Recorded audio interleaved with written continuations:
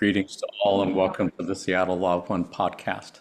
The entity known as Nikola Tesla once said, "If you want to know the secrets of the universe, think in terms of energy, frequency, and vibration."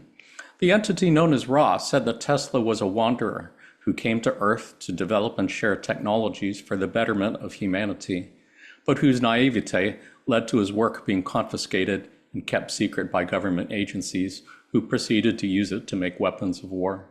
What can we learn from Tesla's life story?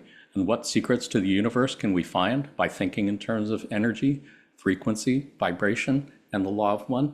Let's find out. My name is Jonathan Tong, and I'm facilitator for the Seattle Law of One study group. We can be found in the list of study groups, the L&L research website shown on your screen. We do have a Facebook group, and we do meet on Zoom twice a week, Tuesdays from 3 to 5 p.m. Pacific time, Saturdays 8 to 10 a.m. Pacific time. You don't have to live in Seattle or anywhere near Seattle to join our Facebook group or Zoom sessions. Anyone who's interested and available is welcome to join. Just contact us at seattlelaw1@gmail.com if you'd like to get on our mailing list. We send out emails once a week to let you know what we're talking about that week, as well as the Zoom link. We do also have a YouTube channel where we keep recordings of previous podcast episodes, as well as recordings of Q&A sessions with Jim McCarty, Austin Bridges, Gary Bean, and Trisha Bean from the L&L Research Channeling team. Just go to our YouTube channel and hit the subscribe button if you would like to get notifications when we upload new videos, and contact us at seattlelaw1@gmail.com if you'd like to sit in on any of our Q&A sessions. As mentioned, today's episode is about energy, frequency, and vibration. Let's go ahead and meet our panelists. Panelists, let our viewers know who you are and where you're calling from, starting with Keith. Thanks, Jonathan. Keith Toussaint. I am joining the group from New Orleans. And first, I want to thank Jonathan for all his great work in organizing the group and all these podcast episodes. I'm especially excited about this one because in addition to the technology work that I do, I also play music regularly in front of audiences here in New Orleans. So a lot of my time is spent on this topic, and I'm excited to get into it. I was really excited to have you as a professional musician from the beautiful city of New Orleans to join us. So super lucky, super looking forward to the conversation today. Aram? Hi, I'm Aram, and I'm calling from the San Francisco Bay Area, and I'm super excited to be with you all and have this conversation. Always super excited to have you on the panel, Aram. Thanks for being back. And Andrea? Hi, thanks, Jonathan. My name is Andrea Triff. I'm calling from Calgary, Alberta, up north here in Canada. I am also super stoked to be on this podcast and to hear from my other selves and their perspectives on energy, frequency, and vibration. So hello, other selves on the panel, and hello, anybody who's listening. So great to have you on, Andrea, for the first time, and hopefully not the last time. Did want to give the usual reminders to our viewers that none of us here are experts on the Law of One or on Nikola Tesla. Anything we say could be wrong. You're welcome to disagree with anything that any of us say. If you're already familiar with the Law of One and the entity known as Quo, you might want to skip ahead to the chapter on Nikola Tesla. Otherwise, for those who are new to the Law of One, you can think of it as a set of spiritual teachings based on the understanding that all is one, and that one thing is love. More or less everything we say today could be considered a variation of that one statement. Everything that we are reading today came to us through the process of channeling. You can think of channeling as a form of telepathic communication between humans and entities such as angelic beings, extraterrestrial beings, inner planes beings, spirits of deceased, higher self, etc. A channel basically serves as a mouthpiece for other entities to speak through, and in this case, those entities would appear to be of extraterrestrial origin. There are two types of channeling that have been developed by our friends at L&L Research. Trance channeling is when the channel is in a trance state, subconscious or unconscious, as if asleep, meaning they are not aware of what words are coming out of their mouth as they are saying them. This is how contact was made with the entity known as Ra back in the early 1980s. Conscious channeling is when the channel is in a conscious but deep meditative state, meaning they are only somewhat aware of what words are coming out of their mouth as they're saying them. This is how contact was made with the entity known as Quo, starting in the mid-1980s up to present day.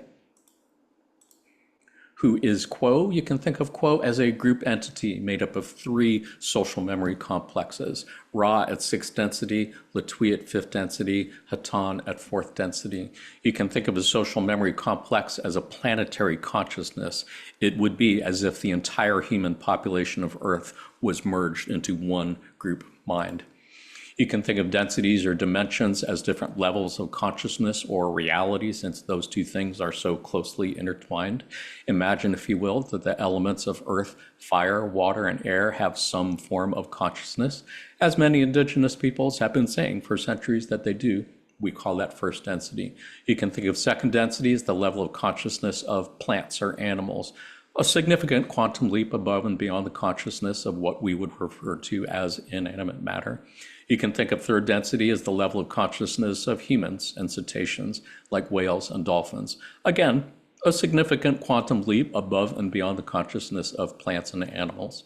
You can think of fourth density as the level of consciousness of the social memory complex, as if the entire human population of Earth was merged into one single group mind.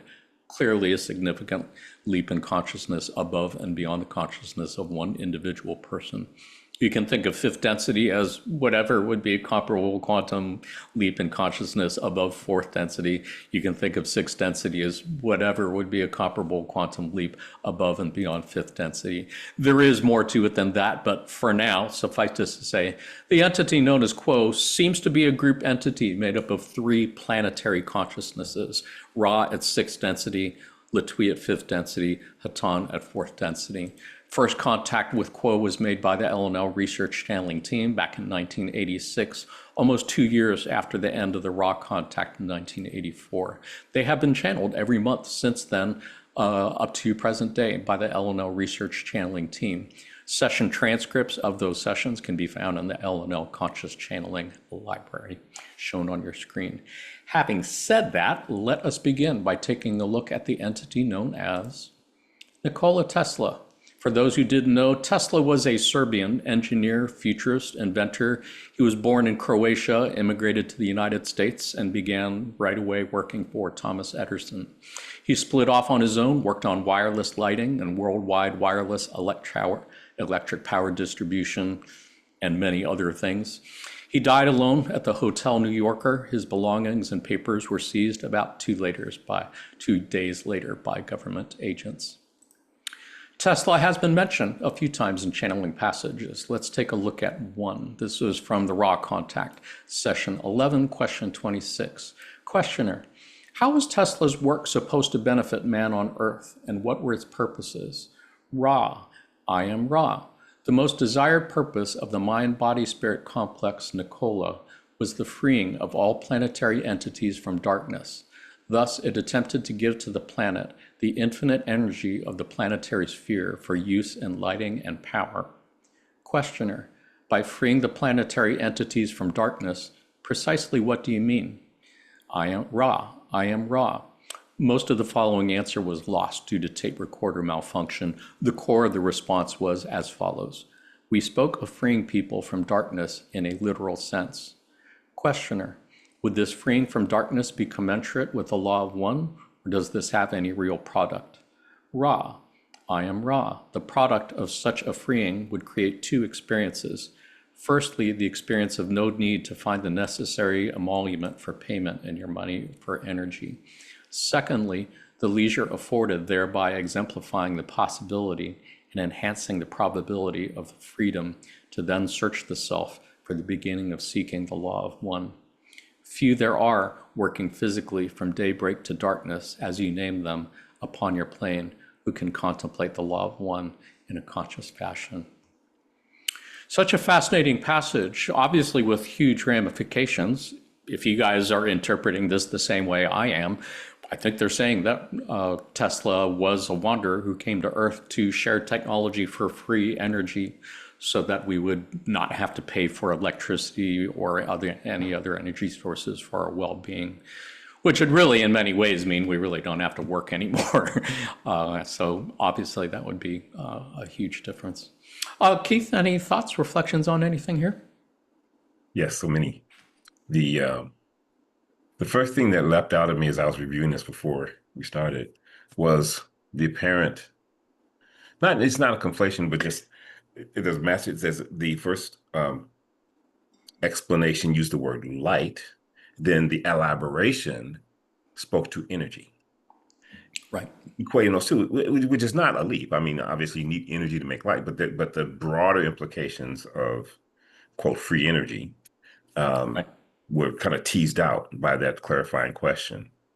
Right. And the interesting thing that I mean, I give a lot of I guess you could say, pondering the possibility of free energy and what that means, Right. and continuing to ask myself, are we as a species ready for free energy? Because we can no, look, Are we we can look prepared at to live as free beings? Yeah, well, I but think so. the thing about free energy that I don't think gets mentioned enough is free energy. Yes, is freeing for those who want to be free, but for those who might benefit from say manipulating others or perhaps on the service to self path in an environment where there is free energy, imagine what they might choose to do and how the balance of our society would need to be in order for the service to others to be able to um, thrive No in that, doubt about it. you No know. doubt. And That's as mentioned, Tesla died alone in the Hotel New Yorker. exactly That's where he lived for the last 10 years of life. And his rent was right, paid by the Westinghouse company. right, So right, right, clearly, yeah, that was the naivete that led to his right, work right, being right. So co-opted by corporate interests. yeah, but this is a fascination to me. So we're going to have some more time to talk about it, but just specifically on this passage, that's one of the things that leapt out at me. And the other thing is so much of the Law of One material is straightforward. Sometimes it's dense, but it's straightforward. But that last sentence, I feel like parsing it is like a challenge, more of a challenge than most passages. Like few there are working physically, few comma there, or few there comma, or it's like depending on where you pause, it kind of means something different. So how Um, do you interpret what's I don't the know. It's main like meaning you take away from it? few there are working physically from day. Few, in contrast with Tesla, few are working physically from daybreak to darkness, or no, are they saying few are working physically from daybreak to darkness who can contemplate the far one? Maybe are they saying so few of us can contemplate the far one because most of us are working physically from Right. daybreak to darkness? So That's what I'm getting from it. yeah, Yeah, yeah. that's my So take on it. but yeah, but it's you. I guess the passage is a little more straight. It doesn't take any of what we just talked about. Didn't it does it usually doesn't take that much. Well, what are they saying here? And that's one of those instances Hmm. where it feels like maybe Oh, more interesting. needed. But Yeah, let's take that for a starting point, and I can come back to you after we hear from okay. Sounds Aram good. and Andrea. Aram, any thoughts, reflections on anything here? Yeah, I have thoughts. Um, I just want to say I didn't do well in science in school, so most of my experience is personal when it comes to energy and vibration and frequency. And so, yeah, I'll probably be talking mostly anecdotally from my Yeah, own personal totally experience. valid.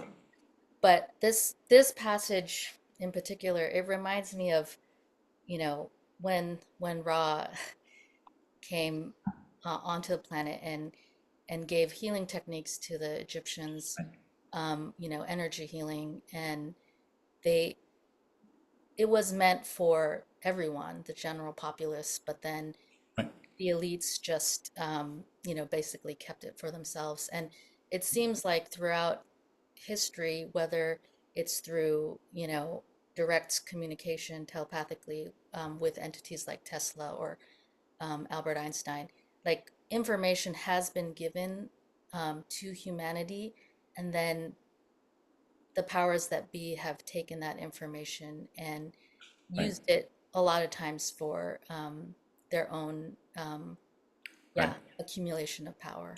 Which I think to me would be maddening before I learned about the law of one. But now being able to look at it through a law of one perspective and seeing that, well, they're not necessarily evil people. And it's not necessarily that people will just always take something meant for spiritual betterment and turn it into a weapon of warfare, which they do. But it is really just this ongoing interplay between service to self, service to others, positive and negative polarities that's been there since the beginning, right? Right. Yeah. And I feel like we're moving out of that now. How so? Um, I can elaborate more as we get on in the Sure. part. Yeah, great conversation. Looking forward to hearing more. Andrea, what do you think? Really, really good points, Keith and Aram. One thing I want to kind of point out is Ra is an ESL learner, so he's English as a second language. He doesn't speak English very well, and one thing to keep in mind, at least I've always tried to keep that in mind when I read the transcripts, especially the early transcripts. It's been translated from a tape, so the commas and punctuation is more the cadence that Right. was interpreted at the time. So I'd put less of an emphasis on where the commas are or the specific language, because as the raw contact and the quo contact evolves, you can notice a trend of the language being more specific and more relevant. In the beginning, it was a lot of trial and error, and how do we say this? What's the right word? Is this the right word that came through? But I found this really interesting as well. Like this whole passage basically says you could have had it, you didn't use it well. Yeah, it's like, yeah, we gave it Again, to you, yeah. and yeah, and again, you guys misused it. But if you think about it, how many catalysts we would have lost out on? Not that any for suffering and pain and anybody else, but I don't wish that on anybody, but if you think about it, people come or souls come to this 3D incarnation on this particular planet to learn from catalysts. Oh boy, do we have some. This is like getting thrown under the, dishwasher type of catalysts, and we're getting all these opportunities to learn despite all this noise, despite everything that's happening. Can we learn to give? It's a hard path, but it's a path that was chosen, that we all chose to come here and do this time. So even though we had the option to take the shortcut and go, hey, free energy, everybody go sit kumbaya and sit in a circle and meditate all day, it kind of went, nope, we're not going to do that. We're going to continue keeping this planet as a hard planet. If you want an easy planet, go to Saturn or go somewhere else. This one's going to be here expert level. So everybody who's here is on expert mode. Everybody's learning through catalysts, but they're also coming here because they want to. Nobody's forced to stay on this planet or in this incarnation. So I thought that was really interesting. We had the option, and we as a collective just constantly, nah, we're good. We're just gonna keep hard. We're just gonna keep doing the hard stuff. We got this. We'll just mumble our way through. Yeah. And yeah, I mean, we're in Yeah. fourth now. So what's made it through that despite not having free energy, despite working 9 to 5, multiple jobs, and having very horrible things happening. But yeah, that's one thing is the language piece and the fact that we kind of chosen to go expert mode.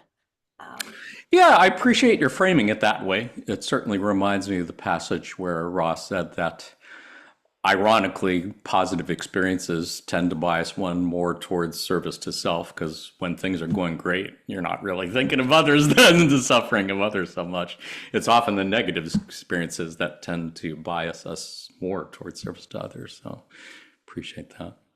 And Ram, for sure, it does go all the way back to the pyramids. It seems like every time they give us something that's meant to help us with our spiritual growth and evolution, somehow it gets taken by service to self entities, perhaps through our naivete, who end up using it for their own service to self purposes. I think I had another passage that gives another example of this. Did any of you guys have anything you wanted to add on this passage before I change the screen? Sounds good. I'll always ask that before we look at another passage. This is from session 26, question 20. Questioner, what was the original reason for the increase in what we call UFO activity, say in the past 40 years? Ra, I am Ra. Information which Confederation sources had offered to your entity, Albert Einstein, became perverted, and instruments of destruction began to be created. Examples of this being the Manhattan Project and its product, the atom bomb. Information offered through Wanderer sound vibration Nikola Tesla, also being experimented with for potential destruction. Example, your so-called Philadelphia experiment. Thus, we felt a strong need to involve our thought forms in whatever way we of the Confederation could be of service in order to balance these distortions of information meant to age a planetary sphere. I did want to note to our viewers that we are recording this episode on August 4th, 2025. The day after tomorrow, August 6th, will mark the 80th anniversary of the dropping of the atom bomb on Hiroshima. August 9 will mark the 80th anniversary of the dropping of the atom bomb on Nagasaki. That is certainly related to the Einstein Manhattan Project they're referring to in this one. For viewers who didn't know, the Philadelphia experiment apparently involved Tesla's experiments with teleportation. Apparently, he had some sort of teleportation technology that, surprise, surprise, the military tried to use on an aircraft carrier. Apparently with disastrous results, and you can Google it up if you want to hear the details. Suffice to say, it's an experiment that did not go well. And the Philadelphia experiment movie, I believe, has little to no connection to that. It's just the same title. I think that was about time travel or something. Ram, do you have any thoughts, reflections on this passage? Yeah, similarly to the previous passage, it almost feels like uh, I don't know if there has to be an opening, collective opening of the heart first before we're given these technologies, because in when we're given the technologies too early, it feels like they're always been turned into weapons. And and it's just, yeah, created um, this pattern of war and revenge and constant fighting and bellicosity. And I don't know if we're just not ready yet. Maybe I don't know what has to come first, the chicken or the egg, but it feels like in these instances, um, military military structures took over the technology and used it for weaponry. Yeah, and they only seem to get better and more clever and more sophisticated for it as the STS power structure develops and grows.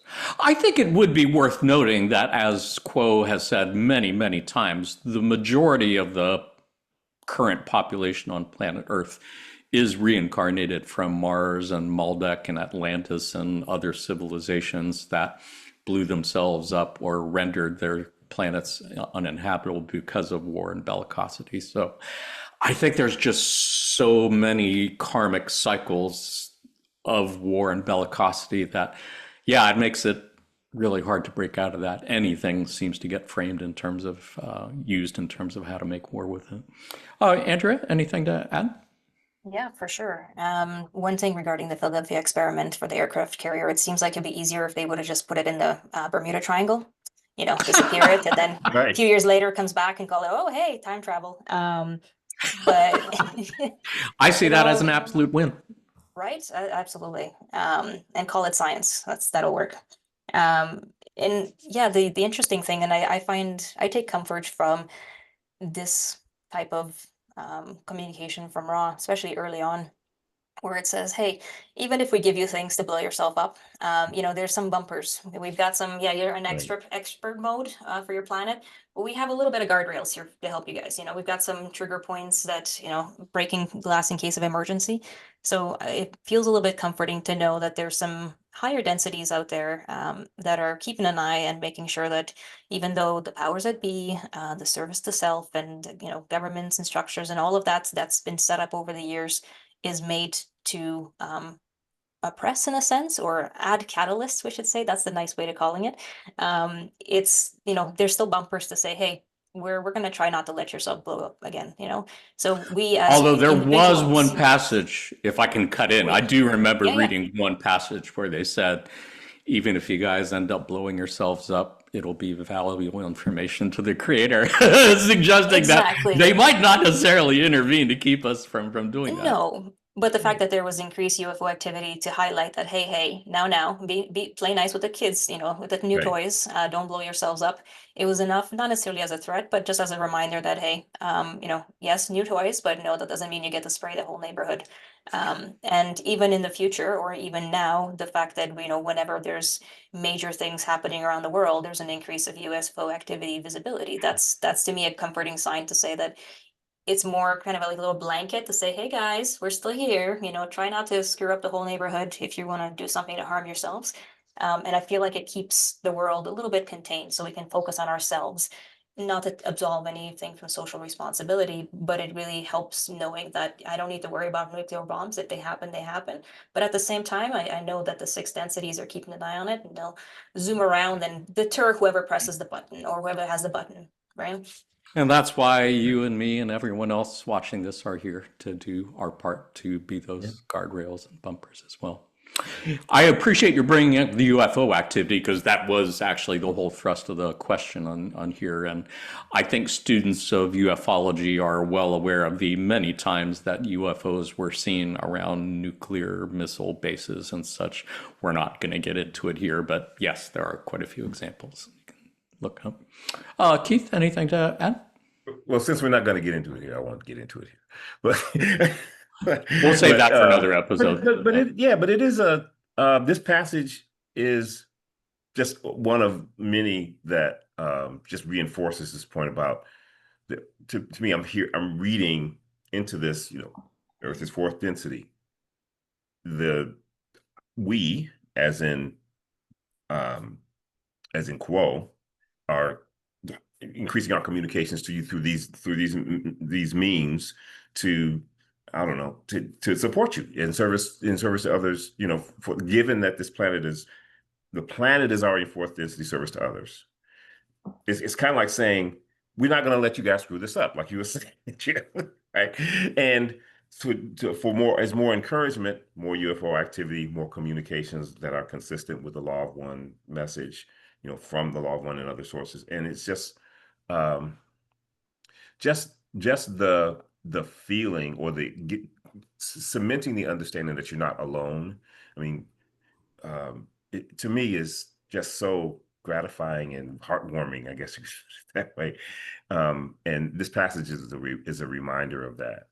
And it's not like the Law of One refers to, what happened with Atlantis, what happened in Mars, and to your point, Jonathan, and those souls are kind of completing a cycle come here, it just makes understanding history and understanding our part in it just so much more multifaceted than it would be otherwise. So those are the things that leap to mind immediately when I open from this passage.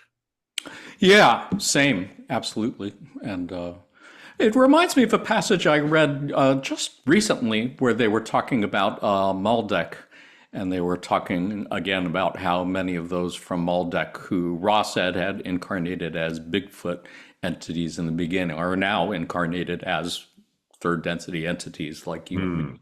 And that they said that they are needing to reproduce the conditions that led to the destruction of Maldek in order for them to harmonize and balance their actions this time around. Which it's really cool and terrifying at the same time, because if I'm reading that correctly, they're saying, kind of need to take you guys up to the very brink of blowing the planet up in order to give these entities a chance to make different choices this time around, divert that. It's like, wow, that is something. Yeah. I did want to go ahead and move on beyond Mr. Tesla. Did anybody have any other thoughts, reflections on this passage to share before we change subject? Nope, I'm good. Sounds good.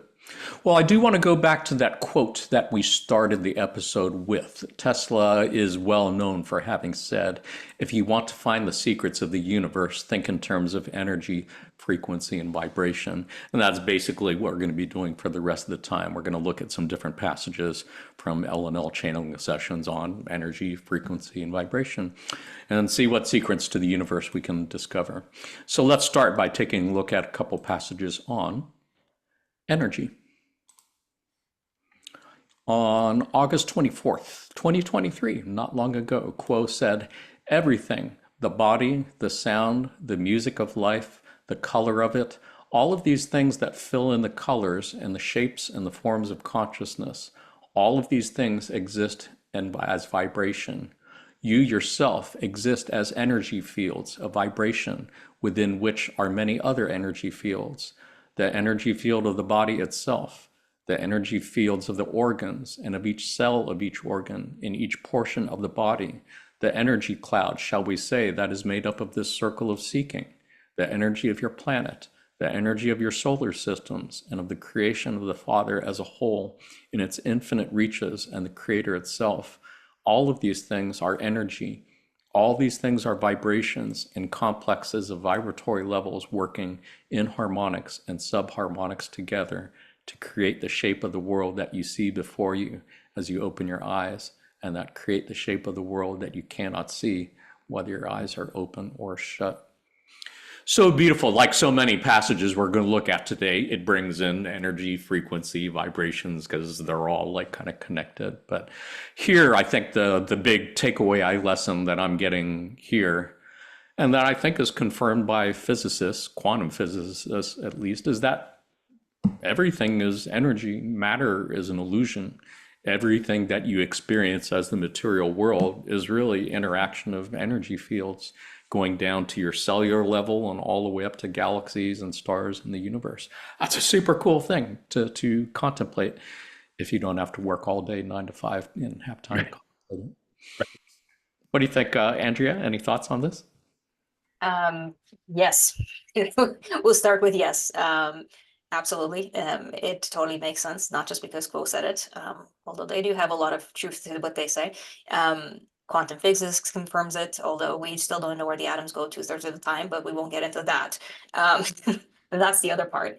I wanted to mention how cool it is that we have these very neat, I would say, 3D glasses that we put on to translate vibrations into matter. You know, I see a table, I see a computer, I see us talking over Zoom in digital magical waves that teleport to a magical satellite and then somehow connects us live, and we see each other and hear each other in our own voices. Super cool, super magical. And the one thing I noticed in this passage that it doesn't talk about is silence. So there's a pause, right? There's a note, you know, let's say something, you ring the bell and there's a note, and then there's that silence that you still remember the note, but it's not there anymore. The noise is no longer happening. And I think that's something that is also part of the everything, is not only the sound, the music, the color, all these other vibrations, but what happens when the vibrations stop. That's also part of the song, also part of energy itself. And that's really how you measure energy, you know, computers, ones and zero, on and off. When it's off, nothing happens, but it still counts as something. And that's usually what we do in meditation as well. We try to turn it all off, right? Turn off the noise, turn off everything, and feel. And that's kind of where some of the magic happens as well, is in that silence. So yeah, yes, all that to say yes. But even within silence is everything, right? As they've Exactly. said, everything that we consider empty space is filled. It's a plenum of energy. There is no such thing as empty space. It's all energy. Yeah. Yeah. But I Very love, obviously, what you're saying is true in terms of the power of what we perceive as silence. Appreciate that. Keith, anything to add? Yeah, just a reminder of how, yes, there are some individual sort of, I guess, schools of thought about the primacy of energy. I still, in terms of our the presence of our physical world, I still think the majority of people who are considered experts in physics, even those in quantum physics, still have what's called a materialist point of view, which is that the universe sort of started with a big bang. There was physical stuff created, and then through interactions of that physical stuff, more complex things like consciousness arose, and that the physical world is the consciousness arises out of the physical world.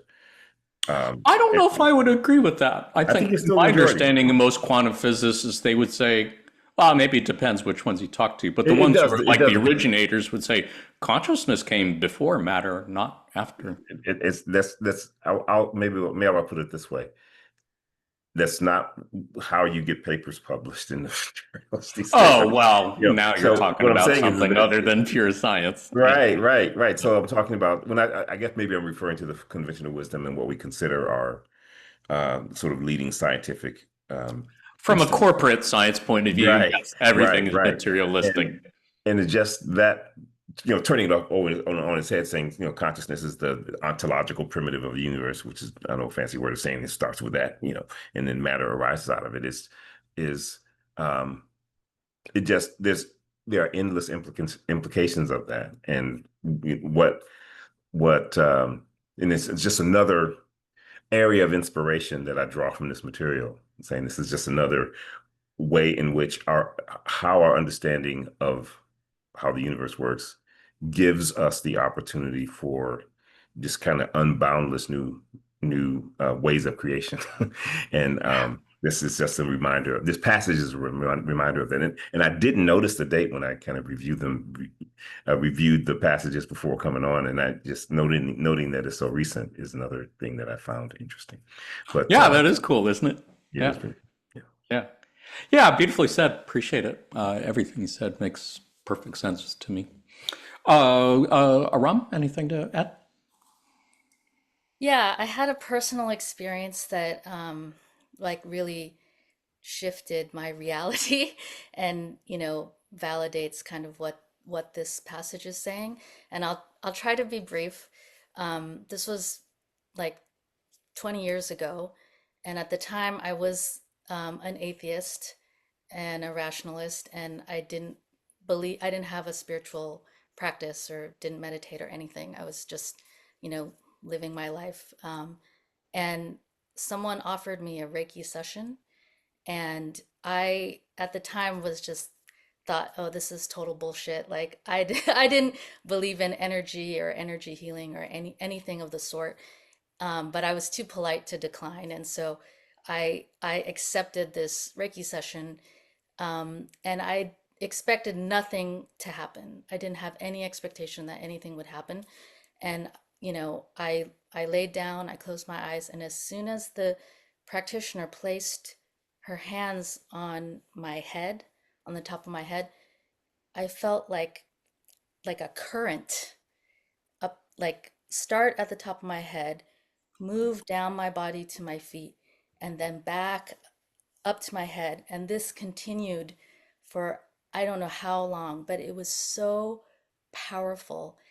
And it was so powerful and so undeniable. The physical sensations were overwhelming that my rational mind could not explain it away.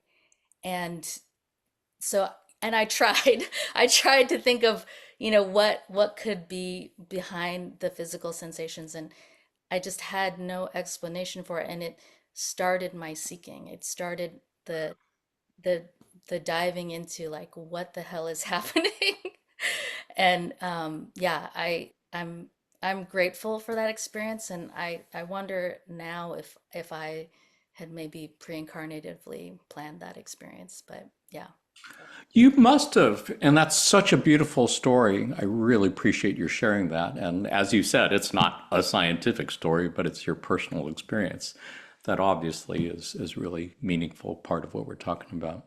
I think the thing that really took me most about your story is how you said that you were expecting nothing to happen when you went into it. So usually what follows is nothing happens because your attitude was that. It's so interesting to me that you went in with that attitude, but you obviously experienced something special. Super cool. Yeah. Yeah, I vote for you having planned it. That's my vote. Yeah, I wonder if there was Seconded. Third, an you're aspect outvoted. of me that yeah, exactly. Yeah. I must have been receptive to it on some level. Yeah. Well, because it has made such a big difference in your life, and you are practicing Reiki healer, correct? Yes. Yeah. Yeah. So yeah, that's not an accident. Yeah. Yeah, beautiful story. Really appreciate you sharing that. I had another passage to look at about energy from a different angle. Did anybody have anything they wanted to add on this passage before I change slides? This next passage is a super interesting passage from 1991 about how people are responding to fourth density energies. This is from April 7th, 1991, and Quo said, "Thusly, a large number of your peoples are greatly confused.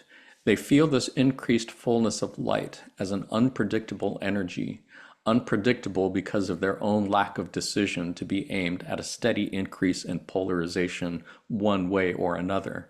Thusly, you may see the light of freedom moving through large populations of your nation states because of this focused and prayerful hopes of those who perceive themselves in bondage by a government or ideology.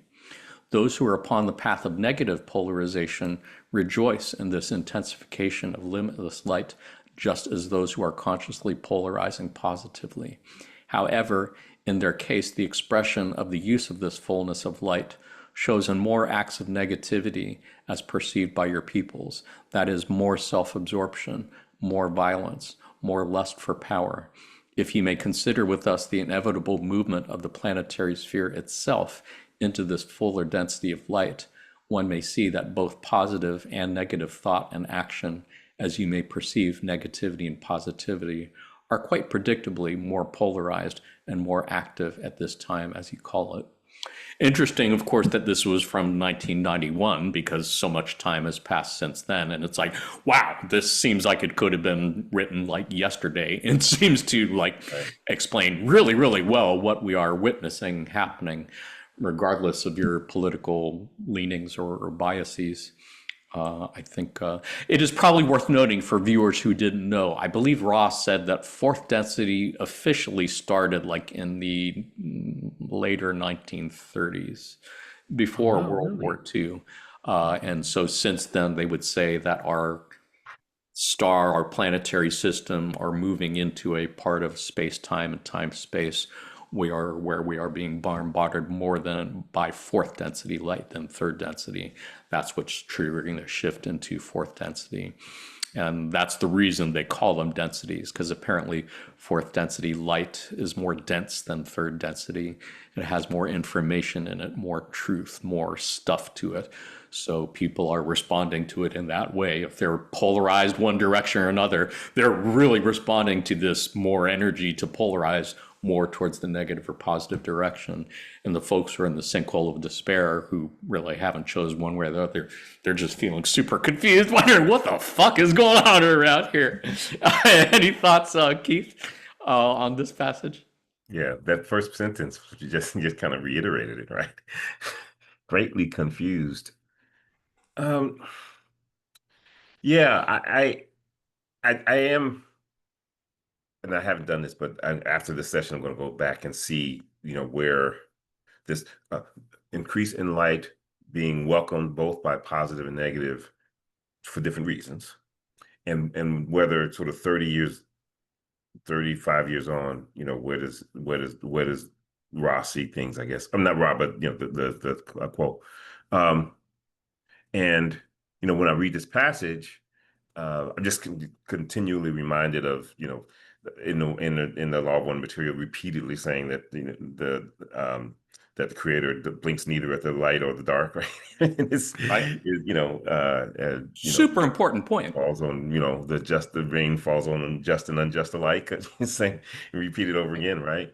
And that this opportunity of increased catalyst because of the increased polarization is just an ability to further polarize positively because of seeing the contrast even more starkly.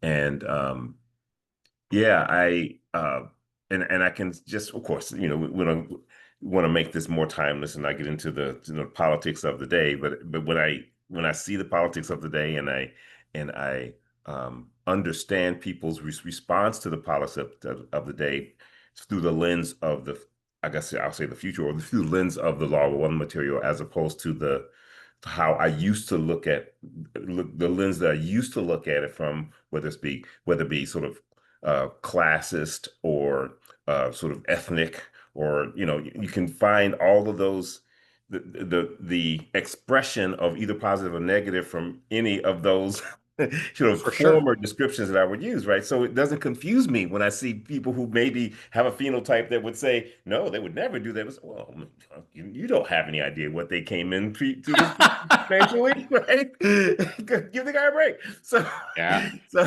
when you look at it from that lens, it just simplifies things so much. And it's at least for me, I just smile a lot more when I see people responding that way. I'm saying, wow, that's It's nice. I can imagine what they came in with, pre-incarnation. Do your thing, man. I get it. Yeah. Well, So, and I appreciate you're taking it back to the Law of One blinks neither at the light or the dark, because yeah. it is super tempting to say It that, is. well, I mean, service to self is evil and service to others is good, meaning that service to others is better than service to self. And they are saying, no, not necessarily. They're just two different polarities. Right. And you wouldn't say the North Pole magnetic Right. pole is better than South Right. magnetic pole. Right. Or if you said it, none of your batteries would work. So you don't want Right. that. Right. Plus or minus poles. Yeah. So, Right. yeah. No, I appreciate your saying that. That is an important perspective, especially these days, because I think regardless of your political leanings, I think people on both sides see that they perceive themselves in bondage by government or ideology. I think people rightly say that about both sides, which is super frustrating if you are of, one Right. side or the other. Exactly. Yeah. Aram, anything to add? Yeah, yeah, it does seem like they could be talking about now, but I noticed, the date of this is from 91. And so I don't know. I have so much hope because, according to Quo, we've moved into fourth density starting 2012. So I feel like all this, what we're talking about, the self-absorption or violence or lust for power, um, it just feels like the last gasp, if anything. Like it can't, I feel like it can't continue on that much longer. That's the hope. I don't know. You'd be surprised. Yeah, it does seem to come up a lot in conversations these days. I Yeah. seem to have met a lot of people who are of the belief that Earth is currently a fourth density positive planet. And Jim McCarty said as much in our most recent Q&A, but I did follow up that in an email with him and still waiting to hear his response because I was not under the impression that Earth is presently a fourth density positive planet. I believe it's vibrating fully in fourth density because it did start back in the late 1930s. And yes, I do agree there was some significant turning point in 2012, but my understanding is if Earth was presently a fourth density positive planet, there wouldn't be any third density life on it because they said there's going to be a fair stretch of time when there cannot be any third density life on it because fourth density entities need to learn how to make themselves invisible to third density entities before we let them back in. So clearly that is not the case. And I mean, we clearly have entities who are trying to graduate, polarize on the service to self path. And I really don't think you would have that happening on a planet that was fully fourth density positive. So I think the planet is vibrating fourth density fully, but people still are lagging behind because they're clinging to third density thought patterns and third density values and such. Sorry, I didn't mean to digress on that, but it seems to be a somewhat significant point. Yeah, I think if you look, I mean, I want to look kind of in a more broader time scale. Like if you look at what's happening right now on on the earth currently, it does feel pretty hopeless, I guess. But when you think about, it just feels like things have improved, and are improving and are going to continue to improve. And so that's where I perceive like, you know, a sense of hope and not despair, I guess. Yeah. I'm with you on that for sure. And if you think that your fate is locked into what happens in the political sphere, then you have many reasons to despair and give up hope. But I think, as we will see from passages to come, that it's so much bigger than that, and you have the power to change the world without any political things being involved in it. That's just a sideshow. Andrea, did you have anything to add? I did, yeah. This is using some hindsight 2020, right? Because when we look back at this quote from 91, this matches really well with globalization.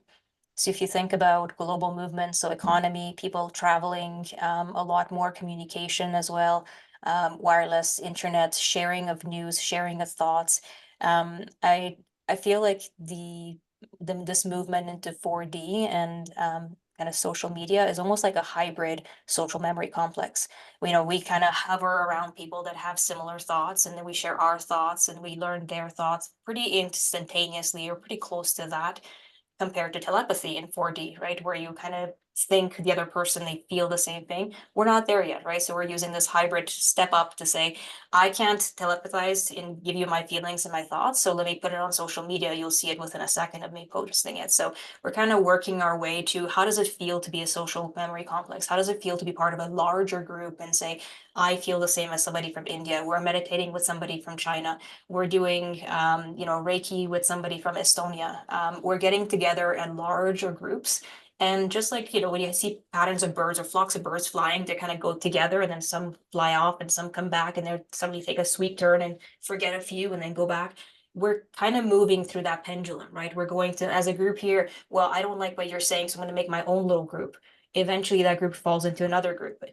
And we're kind of moving through all of these kind of social memory training wheels to see how does it feel to be in part of the group, to have the same mindset, to share our experience without invalidating somebody else's. But also, yeah, globalization. If I can look back and say, it started, yeah, it started. It gave us the opportunity to not only be around the people in our family and our city, well, now we can move to Tokyo and have a job. I can move to South America and live in a hut and surf my whole life and become, part of a new community. All of these were not possible, prior to the 40s, 50s. It was those wars that kind of triggered that movement into, hey, international goods, international travel, international mobility. And yes, while there's a lot of negativity in the world, if you think at a personal level, the person that works 3 jobs is tired and they're upset. But you know what? They go home and they love whoever they love. They're there, they're doing those 3 jobs because they love somebody. And their whole goal is to love, to get through the day and love that person, their family or themselves, whatever that is. So there's a lot of love at the individual level. And yes, they're getting oppressed. And yes, they have to pay the bills and they're in credit card debt and might go bankrupt because of, medical bills. But there's still that love. There's still those neighbors that they can call up or a friend and say, oh, I'm having a terrible day. Let's just vibrate together. Let's just vibe.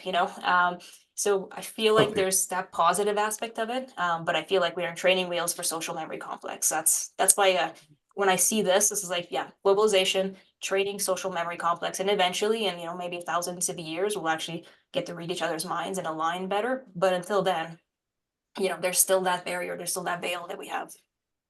Yeah.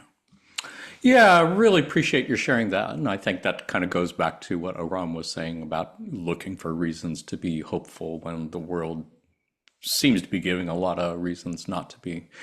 And I think Quo has confirmed much of what you said, that, yeah, people all around the world are having spiritual awakenings. People all over are doing what they came to this incarnation to do in their own way, and that is helping in their own way for the earth to grow into that fourth density positive social memory complex that you're talking about. You're just not going to hear about in the news because that's not what the news is for. The news is to Right. keep us in a perpetual state of panic and fear and bellicosity. And I'm not just talking about mainstream media. I'm talking about people's fucking alternative news sources that are just as biased in their own way, in my opinion. Did anybody have anything else to add before we change topics? Really loving the conversation. As always, you guys are thinking of things that I never thought of and seeing things that I hadn't seen. So really, really appreciate that. Let's take a look at a couple passages on frequency. On November 13th, 2010, one of my favorite sessions, Quo said, "We would offer you the suggestion that it matters not whether or not you feel you are doing the appropriate thing to be of service to humanity. You are being of service. You cannot help but be of service by the way you vibrate, by the frequency that you hold. If your heart is only open, the planetary heart is that much further open. What you do changes the world. What spirit does within you transforms the globe." Such a beautiful passage. That's one I was thinking of a few minutes ago, where I was saying, don't worry about the drama of politics. You don't need political solutions to change the world. What you do just by doing the inner work makes all the difference.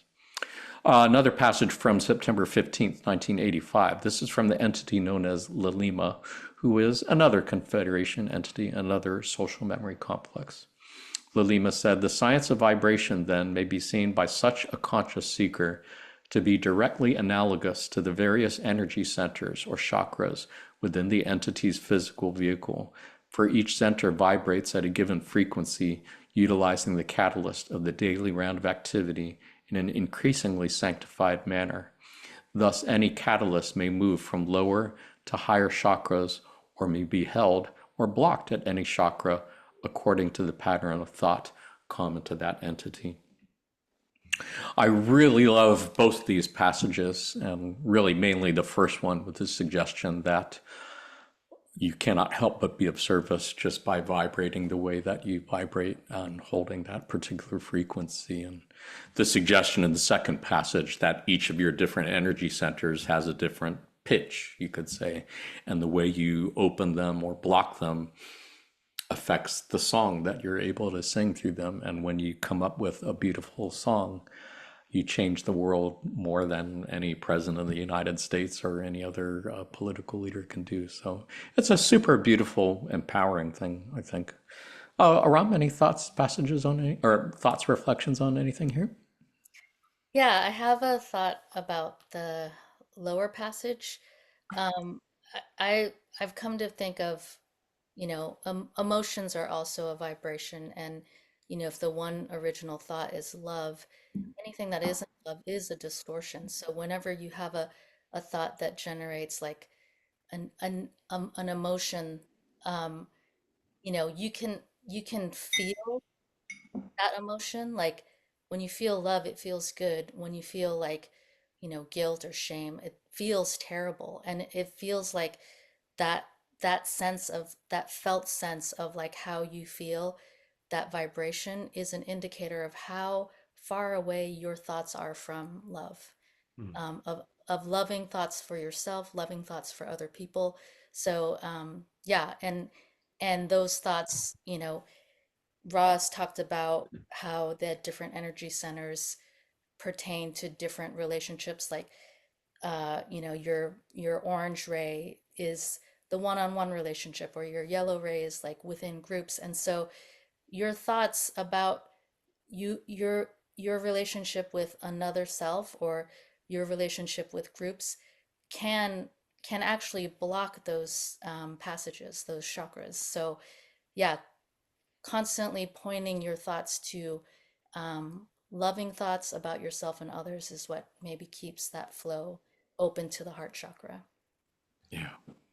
Yeah, so beautifully said. I appreciate your reminding us of the one original thought of love, which is kind of another term that friends in the Confederation use for the creator. The one infinite creator is the one original thought of love. And I think in many ways that's what we're trying to do with our energy centers. We are already taking that energy of the one original thought of unconditional love in, and it's moving through our chakras, and depending on how blocked or not they are through the examples that you're giving, that's how much or not we can tune ourselves to be in tune with that vibration. It's a beautiful thing to visualize and a beautiful thing to practice, I think, in meditation or otherwise. Andrea, did you have anything to add? Yeah, for sure. Thank you. And very good points, when it comes to the heart chakra. I always saw the chakras as a way of looking at it, like kind of micro dosing, or looking at it as in trying to optimize your mind, body, spirit, right? You're adjusting, let's say, the supplements. So you take supplements every day, and you're adjusting your supplements. Now I need 5 milligrams of iron and 10 of calcium because I didn't eat my oatmeal this morning. Or, you're like, oh, I had a bad day, so I think I'm going to take extra magnesium so I can sleep tonight, or I'm going to do this just so I can get that. So it's in a similar way, looking through your chakras and looking at the catalyst and working through it. But I think that the key piece here is that top paragraph. Honestly, our job here is done. That's it. Let's just hang up our coats. We're here. We did the work. We're sending good vibes. That's it. We have no choice but to shine and be shiny objects and shiny lighthouses. So might as well hang up our coats. But in all seriousness, though, that's kind of the macro level looking at it. To say we're already here doing the positive work just by being. So the rest of it, yes, try to do good in the world, whatever good means and that feels aligned.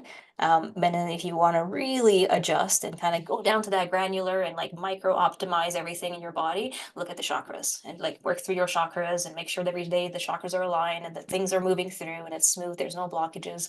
But I feel like you can work at both levels and not necessarily be beholden just to one and say, if I don't work on my chakras, then I'm not vibrating positively. Not necessarily, right?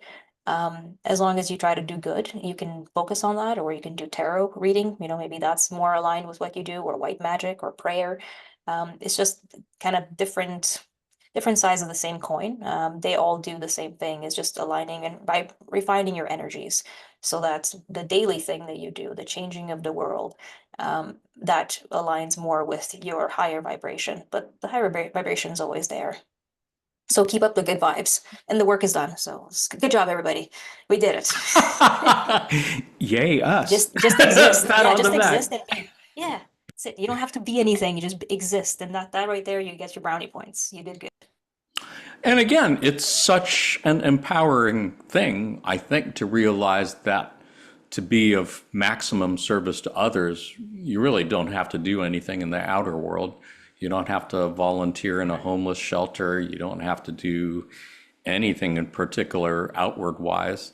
It's the work, as you're saying, that you do inside. That's what really changes the world. And I'm sure entities who are in that STS power structure are well aware of that, which is why they're trying to keep us from having the time to be able to do something like that. They really don't want people to have that kind of power and use it. So fuck them all, I say. Go for it. Keith, anything to add? Yeah, this is, I don't know if this is the specific passage, but it is the law of one material that of all the materials that I, consume, lots of variety of things, that was the spark of inspiration to start this music project that I've done. And we're gigging regularly now. And I'm not going to go into the whole story, but every time I get the band together, and by the way, it's never the same, like 4, 5, or 6 people on stage. It's always some real. It's kind of the way music works in New Orleans, and just pulling this passage is just such a helpful reminder of me. Just doing what we're doing, there is a specific intention behind it, which is to, it sort of amplify the heart connection among people, who are taking part in this thing that we do musically. Yeah, I mean, we kind of play music. Yeah, we have the instruments, but it's not like it's just we're playing the instruments, but the whole point is to create a vibrational space for everyone to contribute to increasing our heart connection and raising the vibration of the planet. And I just love these reminders. And thank you for this second passage, because I really had no knowledge of Lima until, I missed that part. I missed that day in Law 1 school. Sorry. It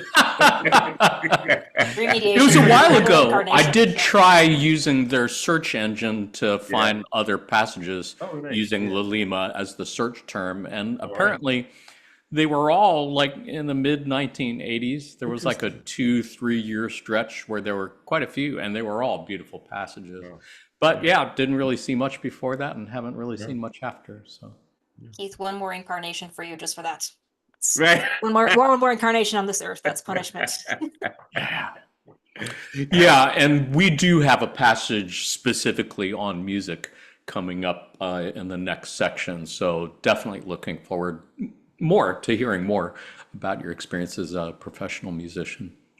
Until then, anything anybody else had? Did have one other passage on frequency to look at. Sounds good. This is on the heart chakra, the green ray that we have already mentioned once or twice. On April 15th, 2017, Quo said, "The entire creation is made of that quality that vibrates in harmony with the green ray energy center, that being the love vibration. Thus, this vibration of love begins to find a resonance within the total system of energy centers and causes the tones of each center to be raised to a minimum, shall we say, graduation frequency, so that there becomes within the seeker a kind of sacred choral hymn emanating on a constant basis that becomes what you might say the identifying vibration of the entity.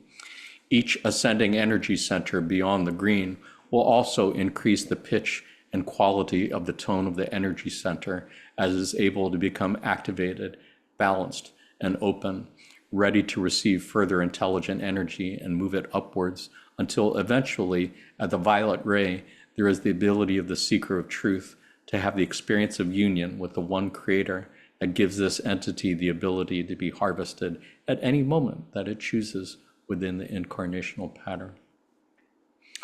Yeah, I mean, all the energy centers are important, but if you had to pick one that was most important, it probably would be the green ray or the heart chakra. It is at the heart of third density. And it is, I think, in many ways, the whole point of our incarnations is to, as often as possible, for as long as possible, to keep that chakra open, to allow that intelligent energy of the one original thought that we've talked about to flow through you with as little distortion as possible. Any thoughts, reflections on this, Andrea? For this one, I'll actually pass. I'll be quiet for once. I think the chakras system, or the chakras idea, or the coin, the side of the coin for chakras, I understand it. I align with it somewhat, but it doesn't resonate as in truly and deeply in my kind of world and kind of in my soul. So yeah, I think I'll pass on this one to the more experts, which would be Keith and Ahram. Appreciate that. And we can come back to, if you have anything to add later, feel free to jump in there. Keith, any thoughts on this? Yeah, I was attempting to find my little graphic that I created for my band, and I can't. It's hard for me to. I'm going to find it on my phone before we get done. Because I knew I would be coming up to speak. I didn't want to distract myself. But it was so this vibration harmony with the green ray. I understand that in addition to, because of other material in the law one material talks about, yes, a emphasis on the green ray, but as a uh in harmony, kind of at the center point, to allow harmony with the other centers, I wish I could remember the passage, but I guess maybe what I'm trying to get at is, I read this passage and I realize that if you read it in isolation, you may take the inference that, okay, it's all about the green ray and in the heart, but there are other passages that make the emphasis that you need to balance all of the energy centers, and that's what comes to mind as I read this. Um, and I don't know, it's just another reminder that of this connection between what we can sense as vibration and the vibrations that we can't sense. There was another even passage tonight where we talked about being able to the things that you can see and the things that you can't see, and understanding that it's all vibration. Um, these are the things that come to mind. I guess you could say that these are the things that are triggered in me, the thoughts that are triggered in me. It's not so much about this passage per se, but just about the thoughts that get engendered when I read it. So that's all I have to offer on this one. Well, I appreciate your framing it that way, because I totally agree, in spite of, what we're saying about the importance of green ray. It is largely about balancing all of them together. You could say that is really the most important thing of all, and I would totally agree with that. It's part of that tuning process, I think, that Right. each of us does. Aram, anything to add? Yeah, I just love the last line in the first passage, the identifying vibration of the entity. To me, it speaks to how each of us has a unique frequency or tone. And, we can't hear it with our physical ears, but, it's, it's your signature, so to speak. And, when I kind of visualize this, like this keyboard with infinite keys, and each of us is one of those keys on that infinite keyboard. And when you have your green ray open, when you feel love, it's especially love for yourself and others. It's like you can turn the volume knob way up, and other people can hear that Wow. and when you're feeling down on yourself, or like, having, negative thoughts about others or judging, it's like it just turns that volume knob down to the point where, you can't even hear it, other people can't hear it. And yeah, and then it also feels like, there's different tones resonate with different entities. And so, when you meet other people, there's some people that you just vibe with, and you don't know why. You like meeting them for the first time and you're like, "Oh, you're my person." And other people, they're like, there's that disharmony, or it's discordant, and yeah, it just, yeah, I feel like that's part of it. Yeah. Uh, So many beautiful things you said there. So many important points. I think that, yeah, reading vibrations is such a big deal. And every once in a while, when I'm doing these Zoom things, when I'm looking at all our pictures and our 4 cameras, I'm trying to think not so much of the physical faces that I'm seeing here, but trying to see the energy bodies. And must be really beautiful that each of us, as you said, has a very unique vibrational signature based on the way we play the instruments that are our energy centers. It's a beautiful thing. Yeah. And I think Quo has said that's how they see us. They can see us as our vibrational selves. I think that's coming up in the next passage, actually. Andrea, did you have anything you wanted to add on before we change topics? I like the kind of concept in the picture of the volume knob and the piano, the kind of infinite piano. I can imagine we're very off key. We're kind of in the same general chord, but slightly off key. Somebody's an A, somebody's a major minor, or Right, however. right. Keith, you'd be better at those kind of aligning what we sound like. But it's I find it's interesting the focus on individuality, because this is where we are in 3D. It's all of it individual. We're all here, we're out for ourselves kind of thing. We're doing service to others, but we're here on our path, on our incarnation, our pattern. Um, but yet beyond that, individuality, it matters, but not really. It's not important to be individual. It's important to be one, right? So kind of transition to the togetherness. Yeah. But we're not there yet. So that's why the material really focuses on the self, work on the self, and the kind of focus on the self as we move. Eventually, I'd be really curious, 500 years from now, if I'm alive and or on the other side of the veil, it'd be interesting to see what the material transitions to. How do we Right. still talk about green chakras, or are we done with the chakras and we're done with the tarot, we're done with the Good magic, point. we're done with the prayers, Good we're point. now moving to telepathy, or let's move to Yeah. other concepts that kind of transition to a social memory concept Yeah. complex. I just find that interesting as a high level perspective. And the piano, of Yeah. course. And as you were talking about that, I was picturing what the Earth looks like to a social memory complex, looking at it from the outside and seeing Yeah. each of us as interacting energy fields. It must be a beautiful picture, this interplay between positive and negative polarities. And Right.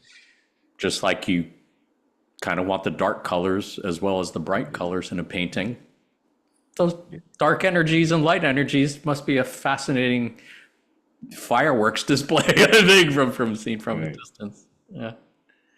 Anybody else had? Yeah, I Yeah. really got to jump in and share a recent anecdote based on what you said around about um, observing like the radiance of love. Right? I had a gig on Saturday, my first gig with this reggae band, right? So I'm playing, in addition to all something, I'm playing bass in the reggae band just because it's like I've always wanted to do it.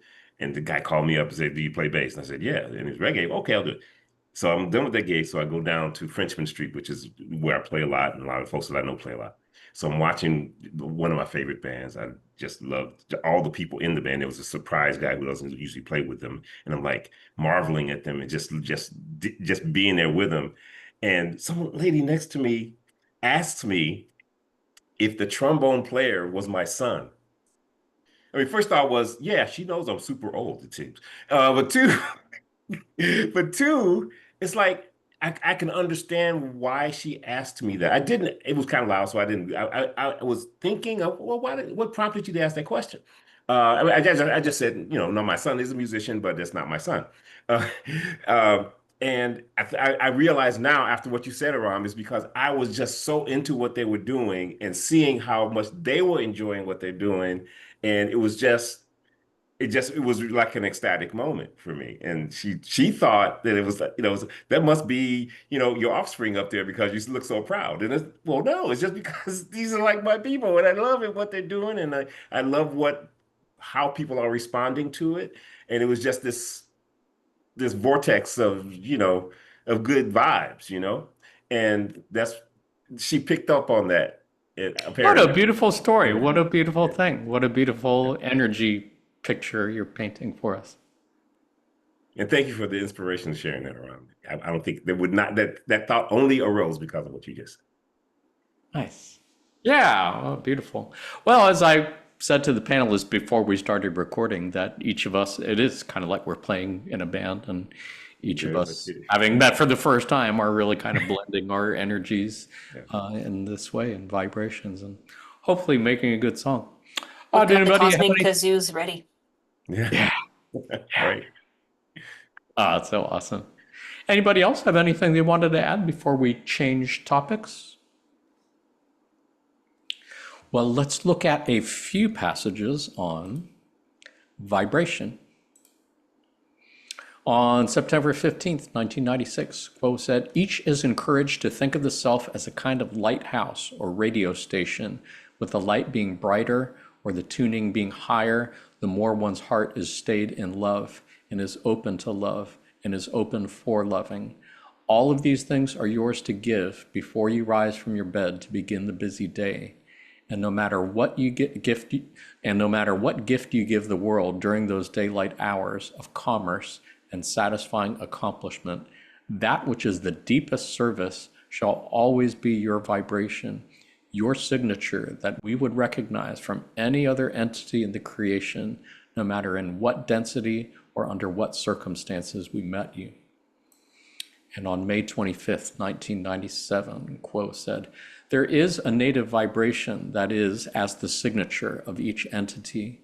We know each spirit within the circle, not by the name, but by the music that each heart is singing, that complex of tones and harmonies that is each person, each spark, and each is uniquely lovely. There is no possibility of boredom, listening and joining in with the songs of each person and each two people in relationship, and then within the group, creating that song of the group." Really love these two passages. They go together really beautifully, 1 year apart. And that first passage just really begs the question, and to me, it's like, if I could ask Quo a question, I would say, have we worked together before? It's like, this isn't the first time that you and I have worked together, is there? They said we would recognize you through any incarnation, any density, under what circumstances. And it's like really fucking funny. It sounds like the plot of a movie where it's like, yeah, we worked together lots of times. I'm not going to tell you. This time. What do you think, Andrea? Any thoughts? I'm sorry, Keith was next in the Keith's next, rotation. Sorry. My next. have a Oh, rotation. okay. Yeah, not to explicitly bring another material, but this is just another reminder of how we put so much of an emphasis on our name and what we do that it's understandable. You're living in a context. We brought ourselves to this context, so no, it's not a bad thing. It's just an interesting thing, and I just I feel like I get these glimpses every now and then about that being in that place where you recognize a person from their vibration. I was another French mystery story. So this guy, this young guy, guitar player. He just happens to be from Cyprus. But one night I was finishing another gig. I was walking in my car. I'm half a block away from where he's playing, and I'm walking. I'm thinking, that sounds like Chris. Okay, let me go back. And this is like through a day. And if you're ever in the Frenchman Street, there's like a dozen places within 12 blocks, two blocks. And it's just like you're going from, walk 10 feet and the music of the thing that you're going to is starting to blend with the place that you left. And now, it's just this constant thing. So I feel like it's a place where you're hearing lots and lots of sounds, but I was able to pick him out. Yeah. Isn't that great? And so I walked back to the venue. Sure enough, it's them, and it would happen to be their last song. So I walk up to him and I tell him the story, and it's like that has like I can tell every time I see him he's thinking of that story because that just really meant something to him, and I felt like I had to share it because you don't want to keep that kind of stuff yourself. And that's an example, and it doesn't have to be music, right? But I'm just excited about the prospect of us understanding each other in that way. as a What matter a of great course, story. you know. Yeah. And that's just not. I mean, I really don't see that as a musical story per se. It's really about, the frequency of the heart story. you know. Yeah. Yeah. Yeah. There is a sub story, subplot Yeah. behind it. But yeah, it reminds me, there's definitely rock musicians, rock guitarists I Yeah. can think of where it's like, yeah, I could probably hear one bar and I think I know Right. who Yeah. it I is. know who that is. Yeah. Yeah. The Edge from U2 was probably one of my favorite Right. rock guitarists of all time. It's like I can Yeah. tell him like a couple of notes. Yeah. Yeah. Thank you for sharing that. Aram, anything to add? Yeah, just real quick, it just reminds me that when we form a group or a social memory complex, it is like a choir. And Mm. imagine, like, in different realms, that's what that angelic choir sounds like. All our different tones vibrating in harmony. Yeah. Yeah. Isn't that something? Yeah. What a beautiful song. Reminds me, there was a passage from Quo where I think the question was, are there any circumstances where you guys would violate free will and come down and keep us from destroying ourselves? And it's a beautiful session. The whole session is well worth reading. But at some point, they are talking about the tuning process that each of us goes through in tuning our energy centers, like we've just been talking about here. And at some point later on, they say, need we intervene when you already have everything you need on the planet to tune Mm. yourselves into the most beautiful song of love that the world has ever heard? And oh man, yeah, it gives me chills thinking about that passage, which I do from time to time. Andrea, anything to add? Yeah, they must have a huge Rolodex. I guess infinite Rolodex. Like, oh, I recognize you. Didn't we meet a few millennia back? I think it was a few million, hundreds Right. of years Right. on the other planet. Oh, I think you were a plankton back then. Hey, Yeah. Right. nice to see you updating. So I I think, remember you when you were a plant. Yeah. My, yes, how you've changed. You've yes, you've grown. grown. Yeah. Yeah. And yet you're the same. Right. Yeah. Yeah. Yeah, it's I like the well, I feel it resonates very well with when you feel like you know somebody, you meet them, and you're like, or Mm. even before you meet them, you're like, ooh, there's something about you. It's not how you look, it's not how you dress, there's something about you. I know you. And then you start talking to them, and you're like, I know nothing about you, but I know you. So we're just gonna hang out and we're gonna be best friends for now. And there's other ones that you walk by, you're like, I don't know you, but I don't think I want to know you. It's kind of like, I don't know if we're gonna jive right away. And it's not based on anything they do or how they look or how they dress. It's just that feeling, right? That vibration, the energy that our subconscious picks up on and be like, hey, that's not part of your path. Let's go over there. That path is more yours. That's your people. That's your vibrations. That's your social memory complex. If you are a wanderer from another, dimension or density, rather. That's who you vibrate with. Go over there. But yeah, infinite Rolodex, and I feel comfort knowing that I have a terrible memory in this incarnation, probably chosen as things go. But I feel confident that and comfortable knowing that even once I move over to the next and past the veil, I'll remember all of this. So I don't have to remember right now. I don't have to put that pressure on myself to see, I need to know your name, your face, all your details about we can just vibe together even once, even in passing, on a bus bench or at a grocery store, and know that on the other side, I will remember everything and everybody who I've interacted with, or all the harmonies I've been part of, or even close by, if all the people I've impacted and have impacted me, I'll remember all of them. And I don't need to put that effort now, or that pressure, I should say, not effort. It's that pressure, right? The societal pressure of being grateful to everybody you meet and having to remember everything and anything. It's, you know what? It's all going to be there, and it all still is there in the heart and in the soul. We just don't have access to the Rolodex. It's locked to us. We have a limited version of the Rolodex, where Quo has that infinite to say, yes, you plankton, you. I'm so proud of you. You're in fourth stance. Yeah. Yeah, beautiful way to phrase it. And as you're talking, I'm reminded that, yeah, as we really are ending third density and trying to adjust to fourth density, I think there was a natural sorting out process where, if you can imagine different colored liquids of different densities being poured into a tall, skinny glass. They just kind of Mm. naturally sort themselves out in different layers based on their densities. And as you're talking about people that you vibe with and people that you don't vibe with, I think that's a natural thing to do in these days. You find those people, entities that you vibe with, and you hang out together and you can help each other. And those entities that you don't vibe with, well, guess what? Maybe they just belong to a different group, different level, and doesn't mean they're better or worse. It just means different vibe. Yeah, They're on their own path for definitely. sure. Yeah, I would honor that if you feel that, and not you, I mean anyone, the viewer, if you feel those intuitions, I would definitely follow those. Anybody else have any thoughts on this before we go to another passage, a very special passage? They're all special, but this one is particular about the vibration that we call music.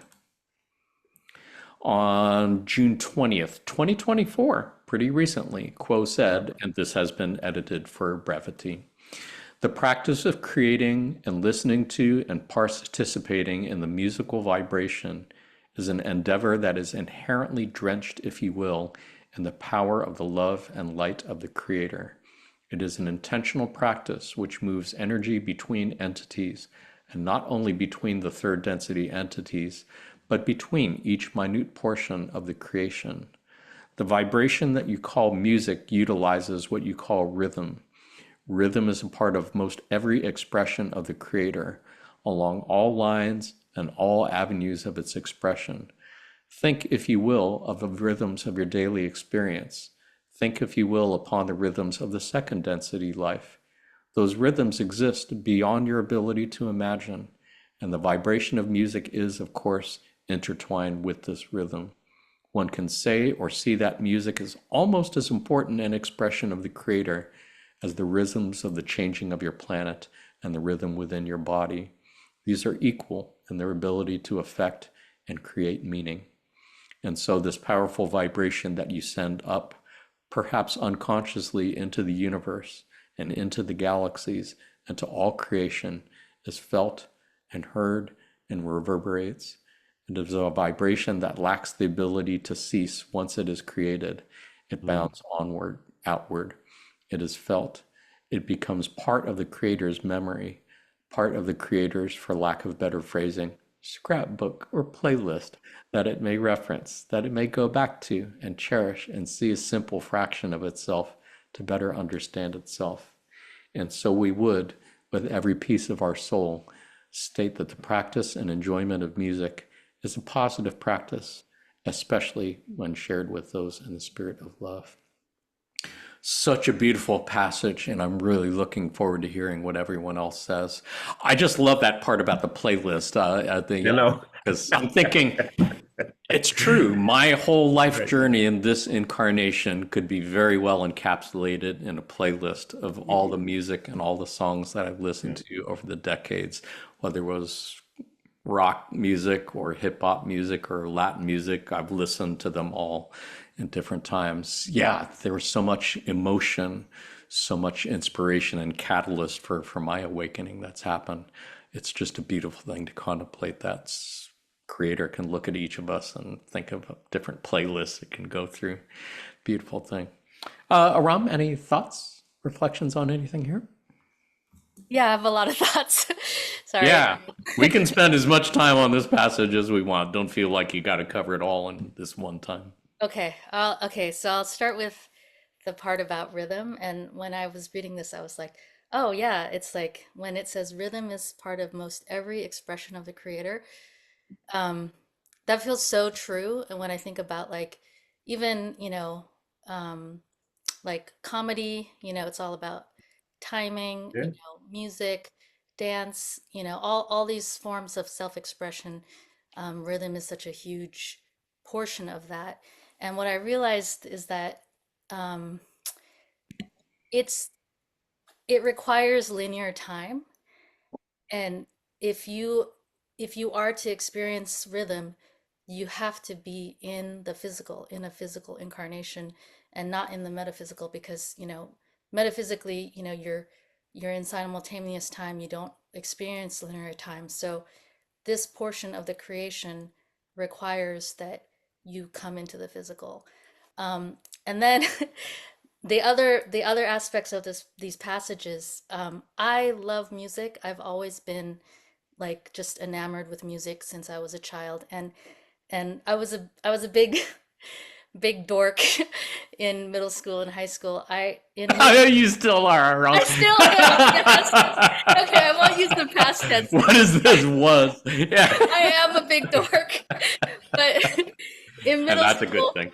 yes, absolutely. I embrace the dorkiness. But in middle school, I was in a barbershop quartet. Oh, that is dorky. Yeah. And in high school, I played the cello in string quartets and did chamber music, and those were some of the best, most fun times I've ever experienced, because I realized when you're playing music with others, with other people, it requires really, really deep listening, and it requires a lot of presence, because you have to be very attuned to the other players and the other singers, and you're constantly adjusting moment by moment your pitch and your tempo in order to stay in sync with the other musicians and singers. And it's such a great, I feel like, discipline of the personality, but it's like an exercise in maintaining that harmony. And it requires so much presence, and you almost get lost in your thinking mind isn't in the equation. You're really just sensing and feeling and listening. And I love music for that reason, and I love playing music with other people. And and I'm sure Keith can totally relate.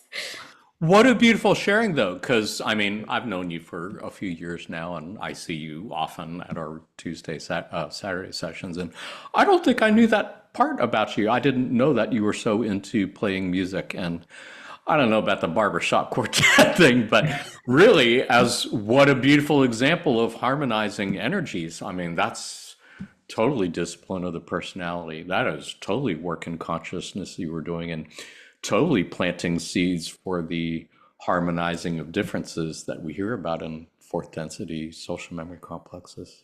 Yeah, I don't do any of it professionally like Keith. I just really just do it for the joy and the fun of it. And um, Even better. yeah, it's a balm for the soul. What a beautiful sharing. Yeah, thank you so much. Much appreciated. Andrea, any thoughts? Are you a musician of any sorts, or do you just love? I love listening to music, mostly the rhythm of the music, and that's why I listen to international music, just because I don't really care what the lyrics say. And most of the times I can't hear them anyways. But yeah, it's I really love listening to music. Sometimes that, but nothing that I would say even close to what Aram and Keith do.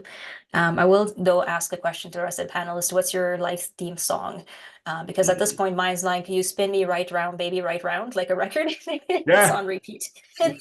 So that By would be whom? Who is my that? Not, don't know that song. Dead or Alive. I'm sure Mm. you've heard it. It's from the 85. It's just, it repeats. It's a song that repeats itself. Or the Tequila song, right? So it's one of those. Tequila. That's so great. Yeah. The for rhythm though, I find it's interesting. Around what you said about the rhythm of life and having that time, being in a body to feel it in time. 100% agree with you on that. I also find that it's interesting when you think about meditation, you slow down your body's rhythm. You breathe deeply, or you do a box breathing. There's usually something to do with slowing down your body's rhythm to be able to, connect more with your inner self or your higher self and the infinite energy. And then when you're doing activities, you're increasing the rhythm of your body, and you can still be connected to your higher self, but usually you're so in the moment in that particular action that you don't have really time to think. When you're being chased by the bear, you're not sitting there saying, "Wow, these are beautiful flowers. I love this tree. Man, I'm so grateful to be here today." You're running for your life. Your heart, your rhythm is going fast, fast, fast, and it's in that moment, in that action, timeline specific, as you said, Aram. But it's interesting how we can change our rhythm and change the feeling and the vibration of our life, and how we feel when we slow that down or speed it up. Yeah, that's kind of my only contribution. I'm looking forward to hearing more from Keith, and yeah, Aram as well. What's your life story theme song? Yeah, what a great And question. Jonathan, you too. Well, let me just say my thought before maybe I turn around to others and go to Keith. As you were talking about international music and world music, I definitely wanted to put in a plug for Playing for Change. Playing for Change is a great organization that unites musicians and artists from all around the world where they play a song remotely from whatever country they're in. And they were doing this before COVID pandemic. But yeah, if you go to YouTube and just type in Playing for Change, so many beautiful songs and such expression of joy and unity through those. I could say that's collectively one of my favorite songs. How about you, Keith? Let's go to Keith. You can Yeah. share your Well, favorite, your life's theme song if you want, and whatever else you want to I share. wish I had one at the ready. I may well. I promised to give the best answer I can come up with before we leave, but I don't. I'm gonna put a pin in that one. And so two sidebars. Okay, I'm gonna put a pin in that answer, and I'm gonna before uh I share what this passage means to me. I got two riffs. First riff, Aram. I want to see the picture of you with the fake handlebar mustache on the The red, on the white barbershop striped quartet. vest and the I want to straw see that hat. picture with the seersucker suit and the straw hat and the fake handlebar mustache. I want to see that. Okay. All right. And We then all two, do. a double riff on that one. There is so much. I mean, it's not so much barbershop quartets, but just the tight harmonies in barbershop quartets just make it and it's especially heightened experience to me when I can't say that I've like sung in like a barbershop quartet group, but there's this choir that was a peak experience for me, Madrona Presbyterian Church in Seattle. Um, and we had this church which was a unique church in of itself. It was a Presbyterian church, but because of racism, they closed one of the churches in the Central District and essentially forced a merger between that and the church in Madrona. And of course, there was a lot of flight from the church, but like 50 years on, it's still this really, really unique congregation because it brought together so many different communities. And when we were a really active choir, we would sing from the Presbyterian hymnal and sing all what you would consider sort of European concert music all the way through gospel. And it was the same. It was like a very diverse choir, and everybody was so into every part of the music, and just singing in harmony is a peak experience for me and for many others. And if you as you're plugging on this on that specific topic, if you're not familiar with Jacob Collier and what he does in like large audiences and having them sing in harmony, uh, take a minute to look that up. So okay, so one riff. Oh shoot, I got a second one. Okay, it'll come back to me. Now to back to the passage here. So um oh yeah, I found my little picture. So this is part of it. Can you see this image? Is it coming through okay? Okay, I gotta remove my background. I apologize for that. Sorry, you We said it was saw okay, it but there. take a It's little bit of just that it background. kind of disappeared. If you want to hold it up to the camera again and just keep Yeah, it I there. think I think I gotta just remove my background. Okay. And when I hopefully none. Okay, so the band's name is Okay. Uncut.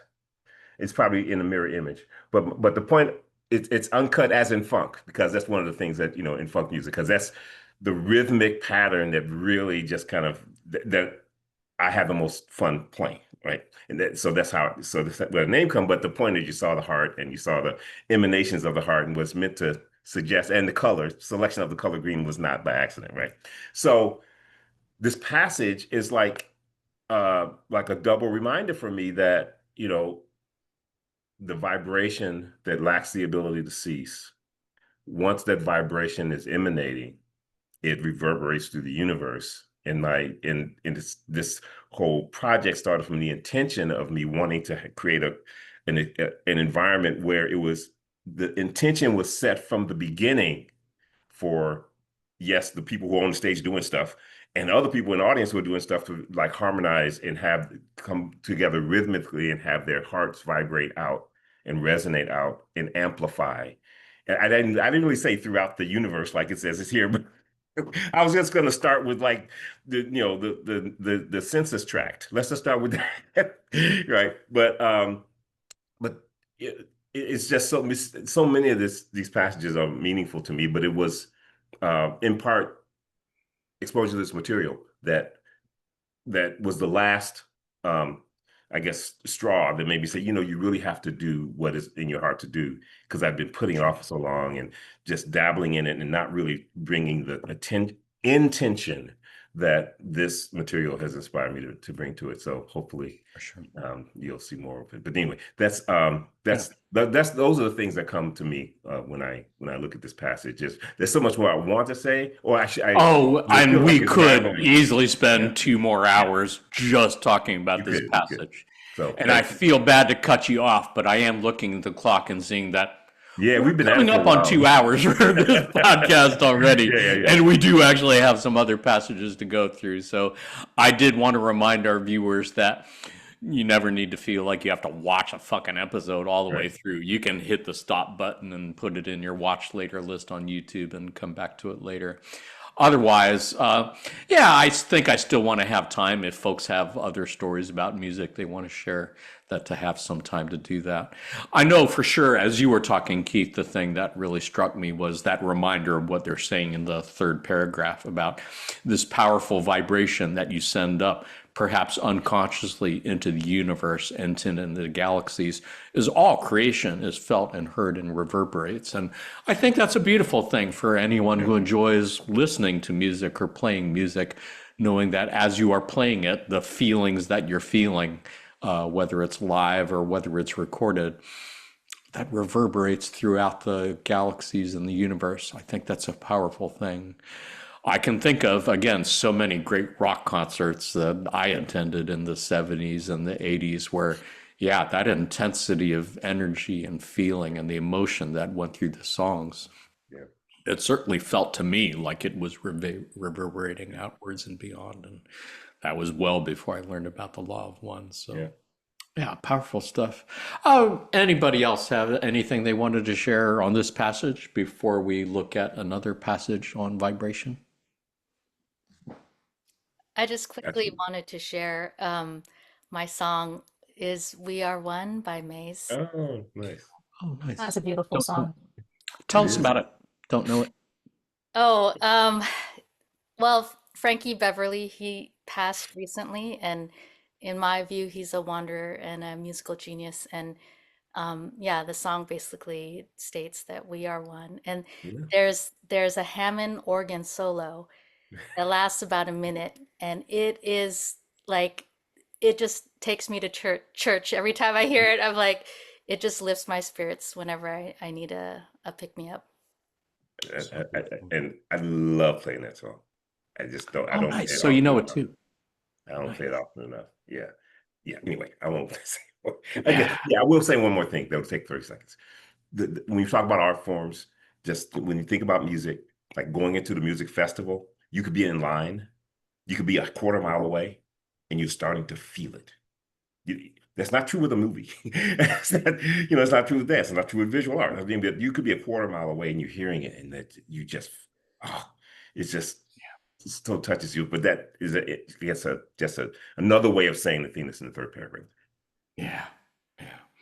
Andrea, anything to add? No, just thank you everybody for sharing these beautiful stories. Yeah, for sure.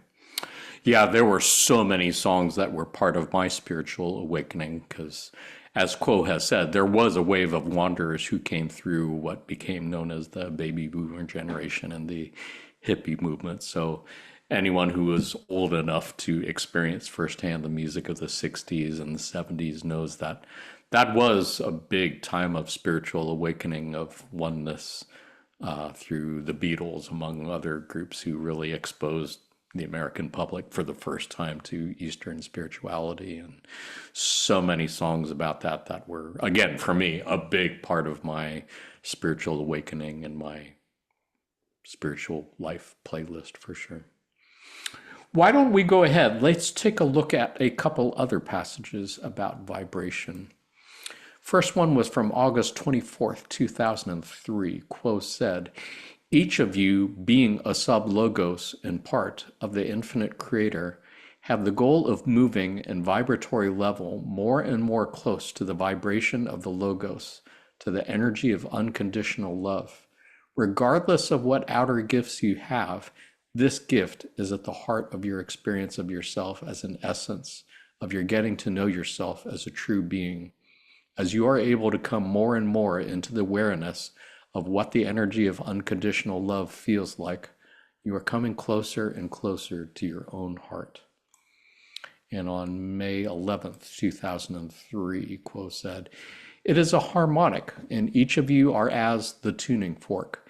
If you begin to start your own tuning forkness, your own emotional essence, vibrating in unconditional love, and allowing that vibration to continue, all of those within your purview have an opportunity of which they may be unaware to allow that portion of them which vibrates at that level to join you. And so you have the experience of entities who are able to be seeds of light and love, who seed a group and, by focusing on love alone, are able to begin the process where one heart fires another into spontaneous harmonic vibration as a resonance of that first heart that has found infinity, and then another and another and another begin to light up. Don't have to be in geographical vicinity to each other, don't need to be on the Zoom call, just people who resonate with you are gonna light up. Reminds me of that scene in The Lord of the Rings, The Return of the King, where they're lighting the beacons across distant mountaintops to send a message across from Gondor to Rohan. Beautiful thing that I kind of visualize whenever I read that passage. And for viewers who aren't familiar with the idea of tuning forks, yeah, if you have two tuning forks that are close to the same vibration, when one starts vibrating, the other one automatically starts vibrating because it's kind of tuned into the same thing. And I think that's kind of what they're referring to in the second paragraph here. Andrea, any thoughts on either of these passages?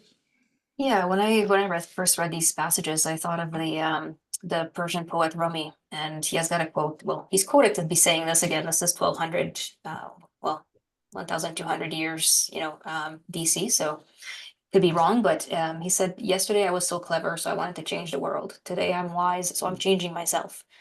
And that's one of my favorite quotes ever, even before finding the law of one, just to really say it's not the service to self is not necessarily the path of focusing just on the self, but that's where you do the work to be able to be of service to others. And like Poe said, just by being here, you're already vibrating as a lighthouse in a positive frequency. The rest of the work you do has to be on yourself, and others will resonate. And you'll probably never know the full impact of everything that you've ever done. All that little smile to a stranger, or holding the door, or I don't know, dropping some seeds for a bird, or whatever the thing you did. You'll never know that full impact until later. But I really like this piece of knowing that, yeah, being here is enough for one, and everything else you do is that positive, that the more good you do. And like I said, you don't have to volunteer as a homeless shelter or anything like that, just being good to yourself and others. That helps change the world, because the next person's going to be inspired. And that's where we get our ideas of mentors, right? We study a lot of historical figures as in they're successful in politics, or they're successful in something that they did, but not necessarily are they a good person. And that's something that I think we've all lost in our history, is we focus so much on achievement and doing, less on the being. And to say, hey, was this person a nice person? Did they break bread with a neighbor who was hungry? Did they hold a door for somebody? Did they send love and help somebody? Whatever, the Jesus story where he washed somebody's feet, right?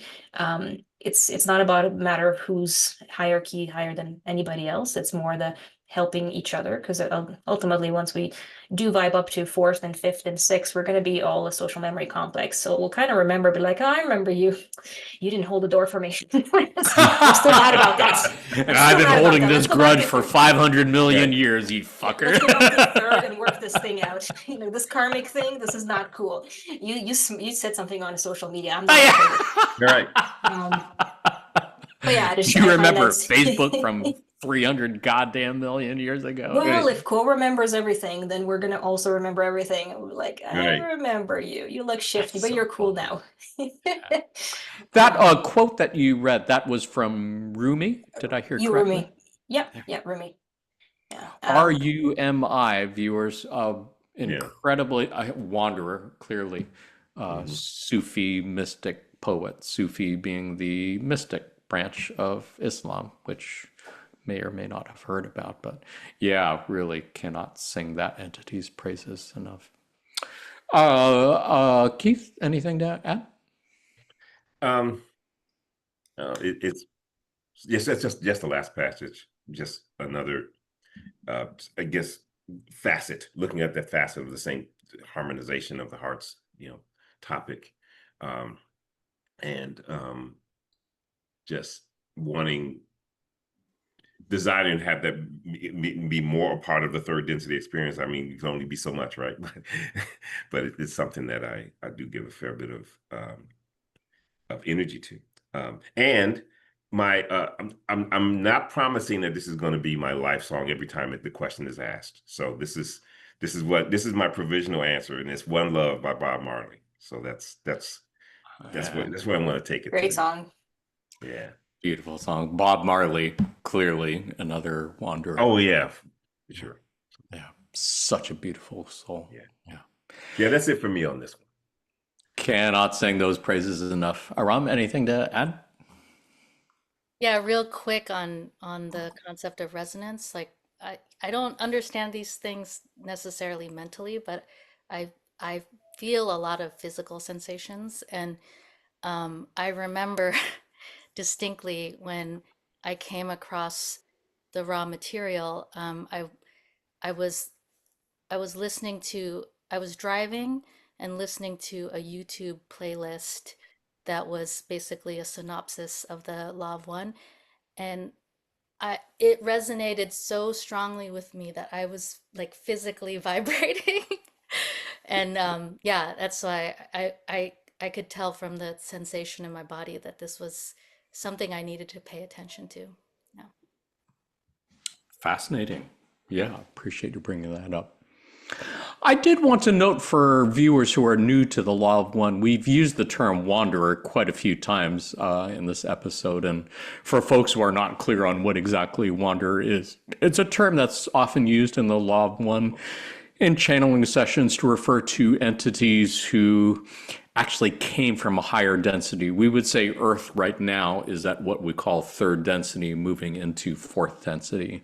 So there are quite a few entities on this planet who have never graduated yet from third density to fourth density, and they're trying to, but they do need to polarize towards the positive path of service to others, negative path of service to self, and to achieve a vibrational state enough to graduate to that level. The term wanderers is used to refer to entities who already graduated from third to fourth density a long time ago and are in either fifth or sixth density and have volunteered to come back down to earth in third density in order to help with the harvest, to help entities graduate, and to help with the process of Earth moving to fourth density. Andrea? I'll share another one of my favorite quotes by J.R. Tolkien. Not all those who wander are lost. I'm sorry. That was it. What That did was you the expect? You said Tolkien. I was expecting a long quote. I was Nope. expecting Not- 3 paragraphs, 3 Not pages on specializing in trees brevity or some usually- fucking shit usually, like but- that. You want to go ahead and repeat that Tolkien quote? Yeah, no, that's to do with wonders, right? Not all those who wander are lost. And it's a play on words as in wondering, and wondering as in getting lost or meandering. So yeah, one of my favorite quotes to kind of go, you can have many paths in life and many wonderings or arrive here as a wanderer, but you're not lost. Yeah, beautiful one. Thank you. Tolkien, probably a wanderer. Someday we will have a pop quiz on wanderer or not wanderer. We'll just take a look at entities and try to guess. Anybody else have anything they wanted to say on this passages before we look at one more topic, one more passage? Well, let's go ahead and take a look at a fairly long passage on what could be considered to be bad vibes. On April 7th, 1991, and this is a long passage. I think we're going to look at 2 slides for this one. Quo said, the question was referring to different things that people are responding to, different vibrational changes. And they had already talked about changes of 4th density vibrations and such. And here, Quo says, the third factor in the changing electromagnetic vibratory rate of the planetary sphere, as measurable by your scientific instrumentation, is work done with the energy of the Earth itself by those in several nation states whose mind is set upon conquest. The planet itself balks at this use of its energy, which is intended to make anxious, unsure, paranoid, and over-concerned about small things the populations which it wishes to weaken. What those who have worked with the energies first noted by the one known as Tesla are attempting to use for ill are in an instinctual sense not acceptable to the planet itself, which is both alive and aware. Thusly, as it has been used at the approximate rate of 8 hertz to entrain the thoughts of entities and the conditions of the planetary entity, these have in large part come back as an echo more deleterious to the source of these negatively intended actions, and have wreaked what may be seriously called havoc within the populations of those nation states which wish to control that which in 3rd density cannot be controlled.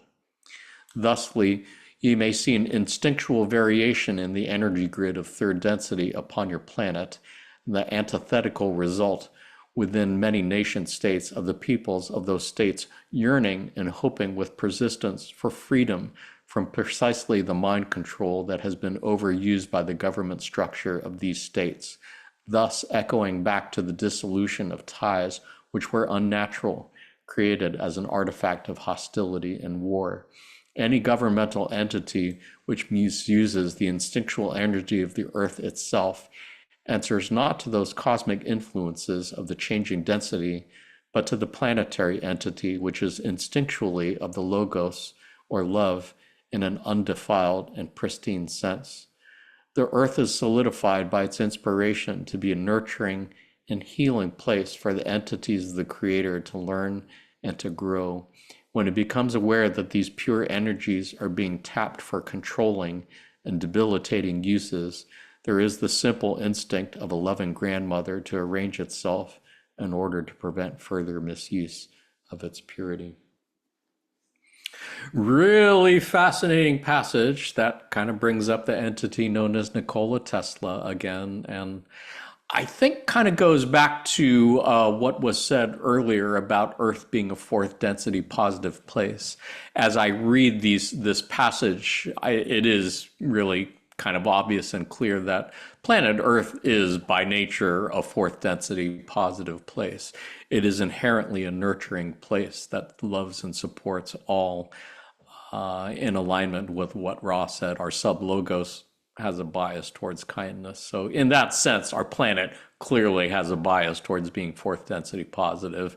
And apparently there are entities in government nation states who are using the Earth's natural vibrations in a way to make entities anxious, unsure, paranoid, and over-concerned about small things in order to mind control them and use them for their own purposes.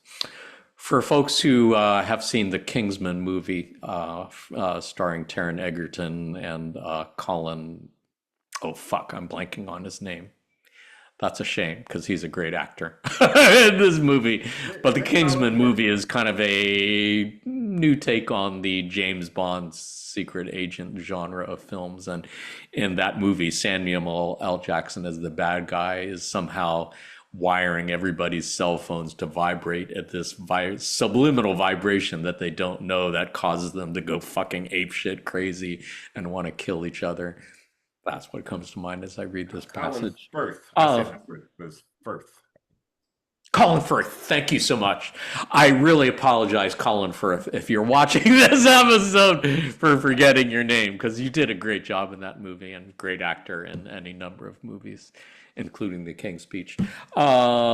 Keith, any thoughts, reflections on this passage? So I've got to do a little bit more digging because it refers specifically to this frequency that's referred to as the Schumann resonance of the Earth, and I need to understand more about that because it's like a bunch of some of the work I want to do musically is kind of using that as a subharmonic, and changing the tuning and all that stuff. So this is sparking more inquiry on my part now that this passage is making me think about that more. I didn't give much thought to this before coming in. This is one of those questions where you just kind of have to read it first in order to really kind of have a form of opinion about it. So I'll leave it at that because I don't have anything really substantive to say about it except that. Well, let's hear from Aram More and from Andrea, and we can come back to you. Maybe more will come to you. I appreciate your mentioning Schumann resonance because I'm not really up on that stuff, but I've heard of it and I kind of know what you're talking about. And I think that is what they're referring to. Yeah. It seems to me they're talking about government agencies that are using the planet's natural vibrations, which are positive and nurturing, but somehow fucking with them in order to turn them into something negative. Yeah. Well, but just really briefly, Schumann resonance is meant to be the rate at which the atmosphere resonates with the core of the Earth. So that's my understanding of it. Yeah. So I don't know if that's exactly what they're referring to here, but it could be. Aram, anything to add? Yeah, I do believe that, Earth itself is its own planetary consciousness and is fully vibrating at fourth density, and it is a resource for humans energetically. And I think it feels like there's a growing awareness, especially amongst the younger generations, that they can be resourced by nature, like whether it's like touching grass or forest bathing or grounding, hugging a tree. Like there seems to be a growing awareness that the earth can provide them a resource that's counter to all the kind of the negativity that we see in through social media and media in general. And yeah, and Gen Z in particular seems to be like obsessed with vibes. Like, they're doing vibe checks, or they'll know when the vibe is off, and they seem to be They're dual activated as well. yeah, They should. more tuned into frequency and vibration, and getting resource from nature and planet Earth. And And I fourth don't know, density vibrations. yeah, and I feel, I don't know if this is a stretch. I might be, you know, I don't know. I'll just say it.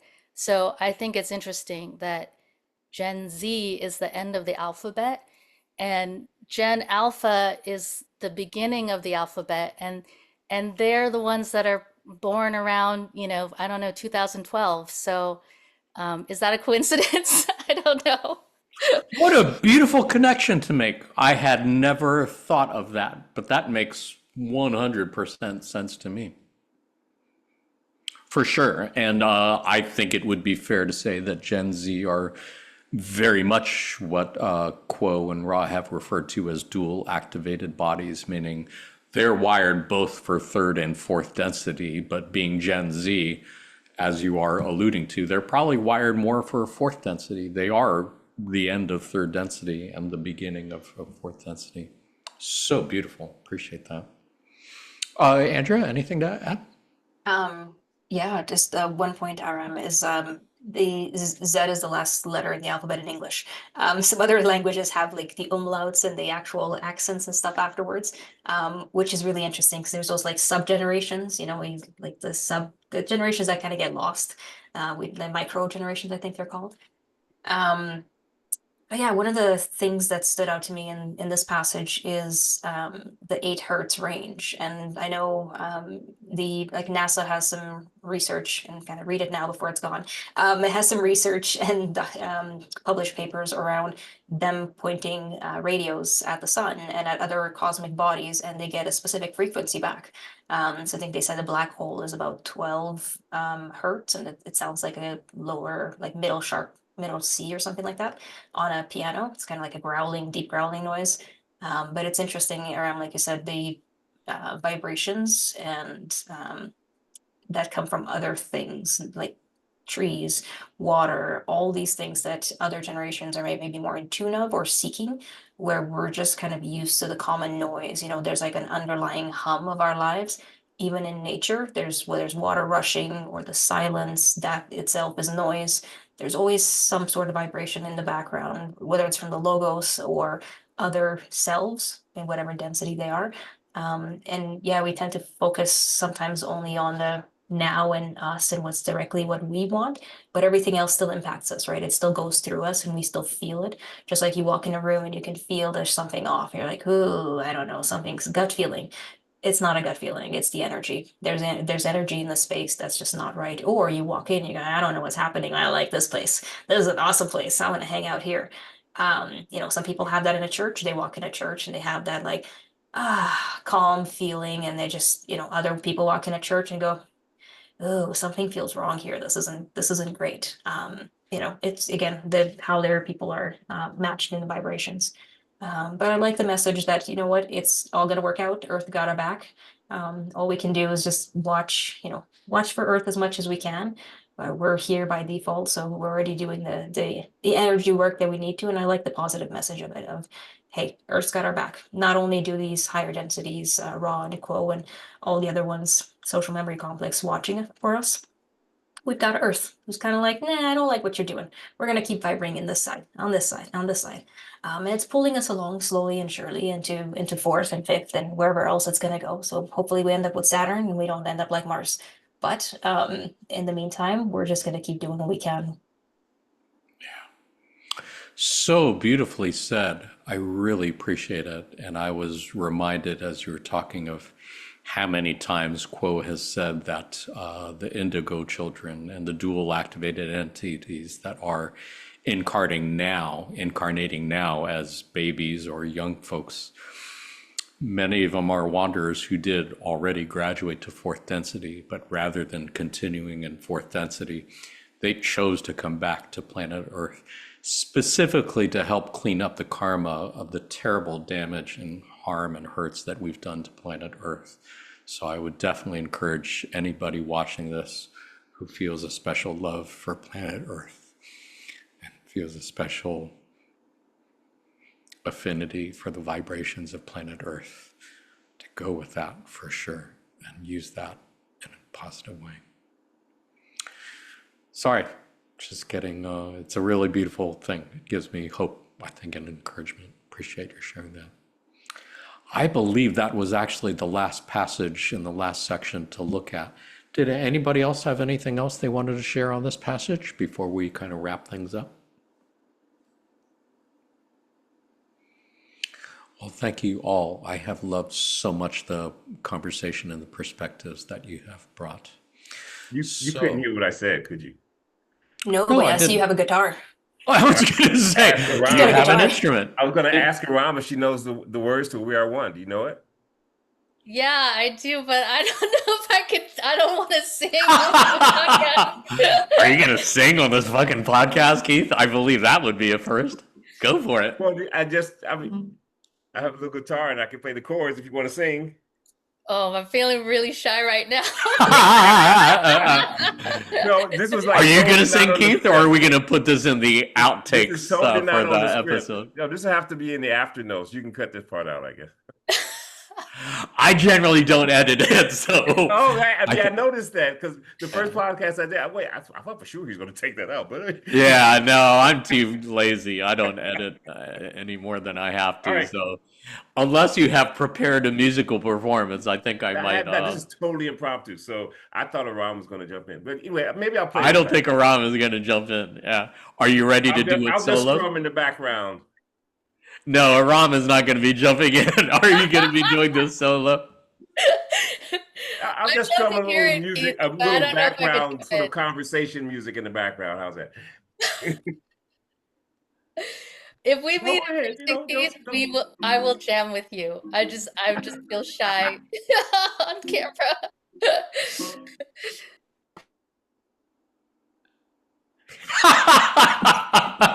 Memo to self. Go ahead and edit this part out. No, Thank you, Jonathan. are we on the pop quiz now? Yes. We're getting to that point. Getting to that part? Okay, all right.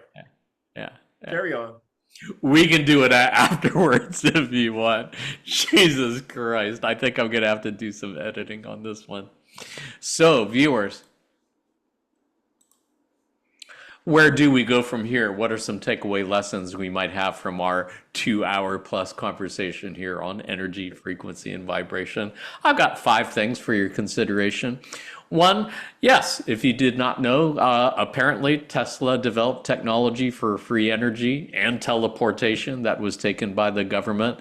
So yes, we do in fact have, as Ross said, we do have the technology to solve all the problems that we consider problems to be at this time. But yes, you could say government entities, regardless of what goddamn political party they belong to, have apparently been keeping it secret from us. So we can do things the hard way, as Andrea said.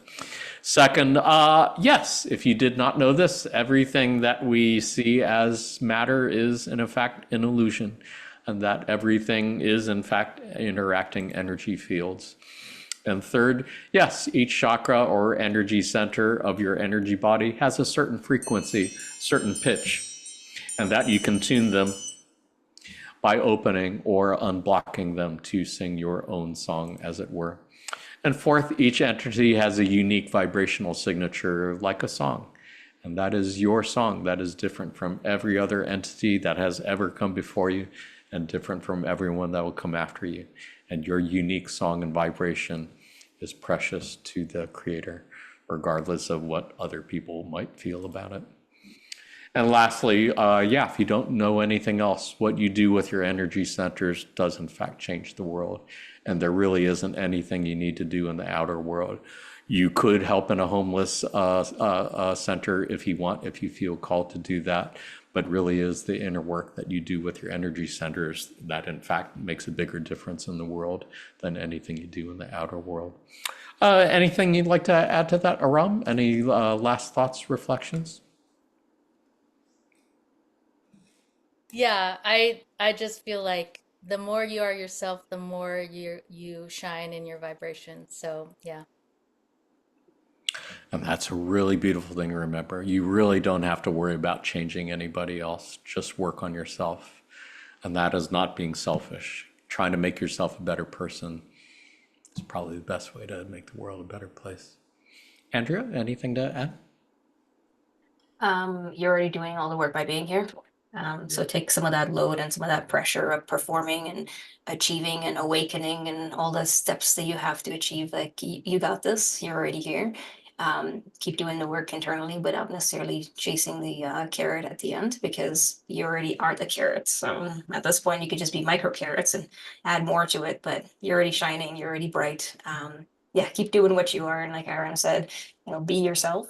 Obviously the nice self, not the other self that thinks like, oh man, wouldn't it be nice if I just, yeah, not that self, the good self, the one that feels more authentically you. And yeah, it's, we've got other entities watching our backs, higher and lower logos and all. So yeah, just keep being. Such an important lesson, and Quo has agreed with you countless times, saying the best way you can be of service to others is to be yourself on the deepest level you can do, because on the deepest level, you are in fact the one infinite creator. Beautifully said. Keith, anything to add? Any last thoughts, reflections? Just to riffing on what Andrew said, and just kind of the balance of it being, if there's anyone asking you like to be more, like you're not good enough, like you got to add something to you. I mean, you got to smell better or whatever. It's like maybe don't have your best. They may seem like they have your best interest at heart, but maybe you should question. Okay, wait a minute. Am I not? Is what I'm emanating not good enough the way it is? So just have that question as you go about your life. If they're trying to take you off of who you are, maybe you should consider their advice, but consider it within this context of what you do with the energy changes the world. I love that. Well said, beautifully said. Although if you haven't showered or bathed in the last 2 weeks, you might consider doing that if people are noting something about your smell. That's part of harmonizing with the surroundings. Yes, indeed. Well said. Panelists, as always, it's been a joy and a privilege to hang out with you. As always, I've learned so much from you, and you've thought of and seen so many things that I never saw or thought of. Much appreciated. We, of course, did ask you not here really for all of that shit. We really asked you here mainly for the pop quiz. Yes, indeed. Pop quiz is the thing we like to do at the end of our podcast episodes, just to end our serious discussions on a somewhat light note and maybe look for law of one connections in pop culture. So since we have talked about Nikola Tesla so much in today's episode, it seems only fitting that we should have a pop quiz on Nikola Tesla. Indeed. He has achieved in many ways legendary status among those who know anything about them. Many things have been said about them, some true, some false. So today, panelists, I'm going to ask you 4 true or false questions about the entity known as Nikola Tesla. See how many you can answer correctly. You are watching this on video in the near or distant future. You can say your answers out loud because we can hear you through time space. As always, the points don't matter. If you learned something, if you had fun, you won. If you learned something new about Nikola Tesla, you won as well. Panelists, are you ready for your first question? Yes, let's do it. I am. Nice. Your first question, true or false? Tesla was born during a lightning storm. That has been said many times. I heard false. Anybody else? I'll go false as well. I'll go with true. Nice. Do you know anything, Aram, or are you just guessing? I'm just guessing. He seems like he would choose to be born in a lightning storm. I just, it seemed like it seemed like he would be born in a lightning storm. That's why I said false. Because that's just the kind of guy that you are. That's just the kind of guy I am. The correct answer is true.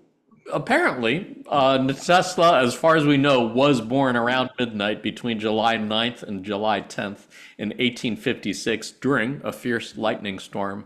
According to family legend, midway through the birth, the midwife wrung her hands and declared the lightning a bad omen.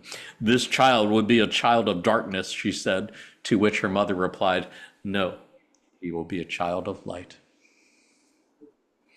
And he will be until his naivete leads to government agencies taking, confiscating, and keeping secret his work. But that's a whole nother story.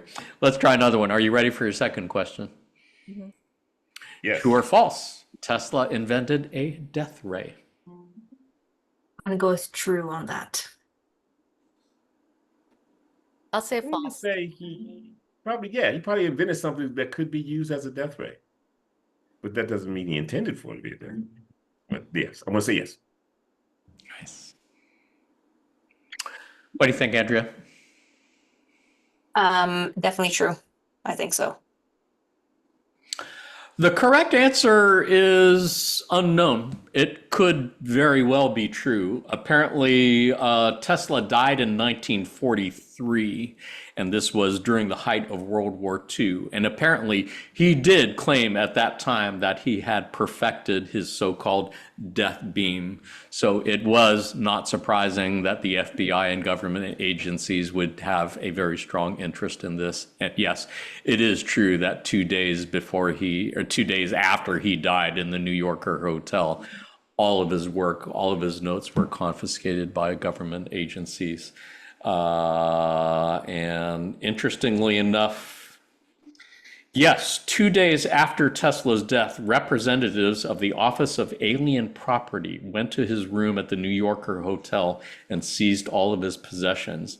An electrical engineer with the National Defense Research Committee of the Office of Scientific Research and Development was called to analyze his papers. Following a 3-day investigation, this engineer concluded Tesla's thoughts and efforts during at least the past 15 years were primarily of a speculative, philosophical, and somewhat promotional character, often concerned with the production and wireless transmission of power, but did not include new, sound, workable principles or methods for realizing such results. Interestingly, the engineer's name, Dr. John G. Trump, who was literally the paternal uncle of the current president, Donald J. Trump, who is well known for telling truth and all sorts of shit like that. So conspiracy theorists have fun with that one. But that much does appear to be true. And we do know, of course, from Ra's channelings and otherwise that, yeah, there does seem to be some particle beam technology which has been developed and used to control our weather and other heinous shit like that. So we'll save that for another episode. Are you guys ready for your third question? Ready? Yes. True or false? Tesla and Thomas Edison were sworn enemies. True. False. They didn't like each other at the end because one stole from the other, from what I recall, or alleged stole from the other. But sworn enemies sounds more like a karmic cycle for the next 500 years. So I'm going to go with false because that's very extreme. Aram? Yeah, I'll go with false. Nice. The correct answer, as far as I can tell, is false, probably. It's hard to tell. There are a lot of varying accounts on what happened. What we do know is that Tesla was hired by Edison shortly after he immigrated here from Croatia. Edison's big deal was direct current, or DC, and at some point Tesla tried to persuade him to the value and benefits of AC, or alternating current. Edison was not into it, so Tesla eventually went off, developed his own technology. I don't think so. As far as I can tell, okay. Edison was DC, Tesla was AC. And Tesla's work apparently gained the attention of a Mr. Westinghouse. Yeah. Who eventually bought his patents and invested in it. And apparently, yeah, Edison and Tesla were probably what could be described as rivals rather than enemies. Thomas Edison, in an effort to persuade the public that AC was a bad thing, they engaged in what has been referred to as the war of currents over which of those two, AC or DC, would become the standard. And as you may or may not know, AC won out. But Thomas Edison, in order to discredit Tesla, apparently used alternating current to electrocute animals. Everything from dogs to horses to an elephant, apparently. But that did not work out, and AC won out. But yeah, Tesla, apparently, I think Edison came to one of Tesla's talks, and Tesla saw him in the back and recognized him and asked the audience to give him a standing ovation. And Edison apparently paid for new labs for Tesla when his labs had burned down. So I don't know, could be enemies, could be rivals. I don't know. We shall see. Are you ready for your last question? Yes. True or false? Tesla believed he received messages from other planets. True. True. True. It's got to be true, right? Yeah. Apparently, the correct answer is true. At least he said he did. In 1922, Tesla said, 22 years ago, while experimenting in Colorado with a wireless powerless plant, I obtained extraordinary experimental evidence of the existence of life on Mars. I had perfected a wireless receiver of extraordinary sensitiveness far beyond anything known, and I caught signals which I interpreted as meaning 1, 2, 3, 4. They were beeps. It was basically beep, beep, beep, beep, beep, beep, beep, beep, beep, beep. Kind of like numbers 1, 2, 3, 4. I believe the Martians use numbers for communication because numbers are universal. And in 1921, Tesla said, or wrote, the arrangement of my receiving apparatus and the character of the disturbances recorded precluded the possibility of their being of terrestrial origin. And I also eliminated the influence of the sun, moon, and Venus. As I announced, the signals consisted in a regular repetition of numbers, and subsequent study convinced me that they must have emanated from Mars, this planet having been just then close to the Earth. Apparently, it was tested, I don't know, in 2003. Apparently, there is a group of scientists who tried to replicate the experiment. And they did say, it is our opinion that it is entirely within reason to identify Tesla's signals as the detection of intense kilometric emissions originating from Jupiter, they said in 2003. So I don't know what was going on, but at least they said that it was possible. Could have been. He was a wanderer, so who knows? Could very well have been. Panelists, do you have any last thoughts, reflections you want to say before we say goodbye? I had a lot of fun. I don't know about you guys. I had a lot of fun too. Same here. Same here. I do have a thought about Nikola Tesla. In a sense, it's almost like you have to lose your mind a little bit in order to be able to accept something that's not right now proven with science, but have that faith, not in a religious way, but in a spiritual sense. So it's not within the realm of reason to say he believed and had faith in things that maybe were not easy to explain in science, but tried to find ways about it. And yeah, I think we all lost our minds a little bit. We're all a little bit here on the edge. Most people line us up and be like, yep, those are the crazy ones. But that's okay because we have that faith in whether the material or what we feel ourselves. And we have that confidence and that's okay too. So lose your mind a little bit within reason. Well said. I have faith in you three panelists, and I have faith in you watching this on video. Did want to say thank you to all our panelists for all you've done and continue to do in service to others.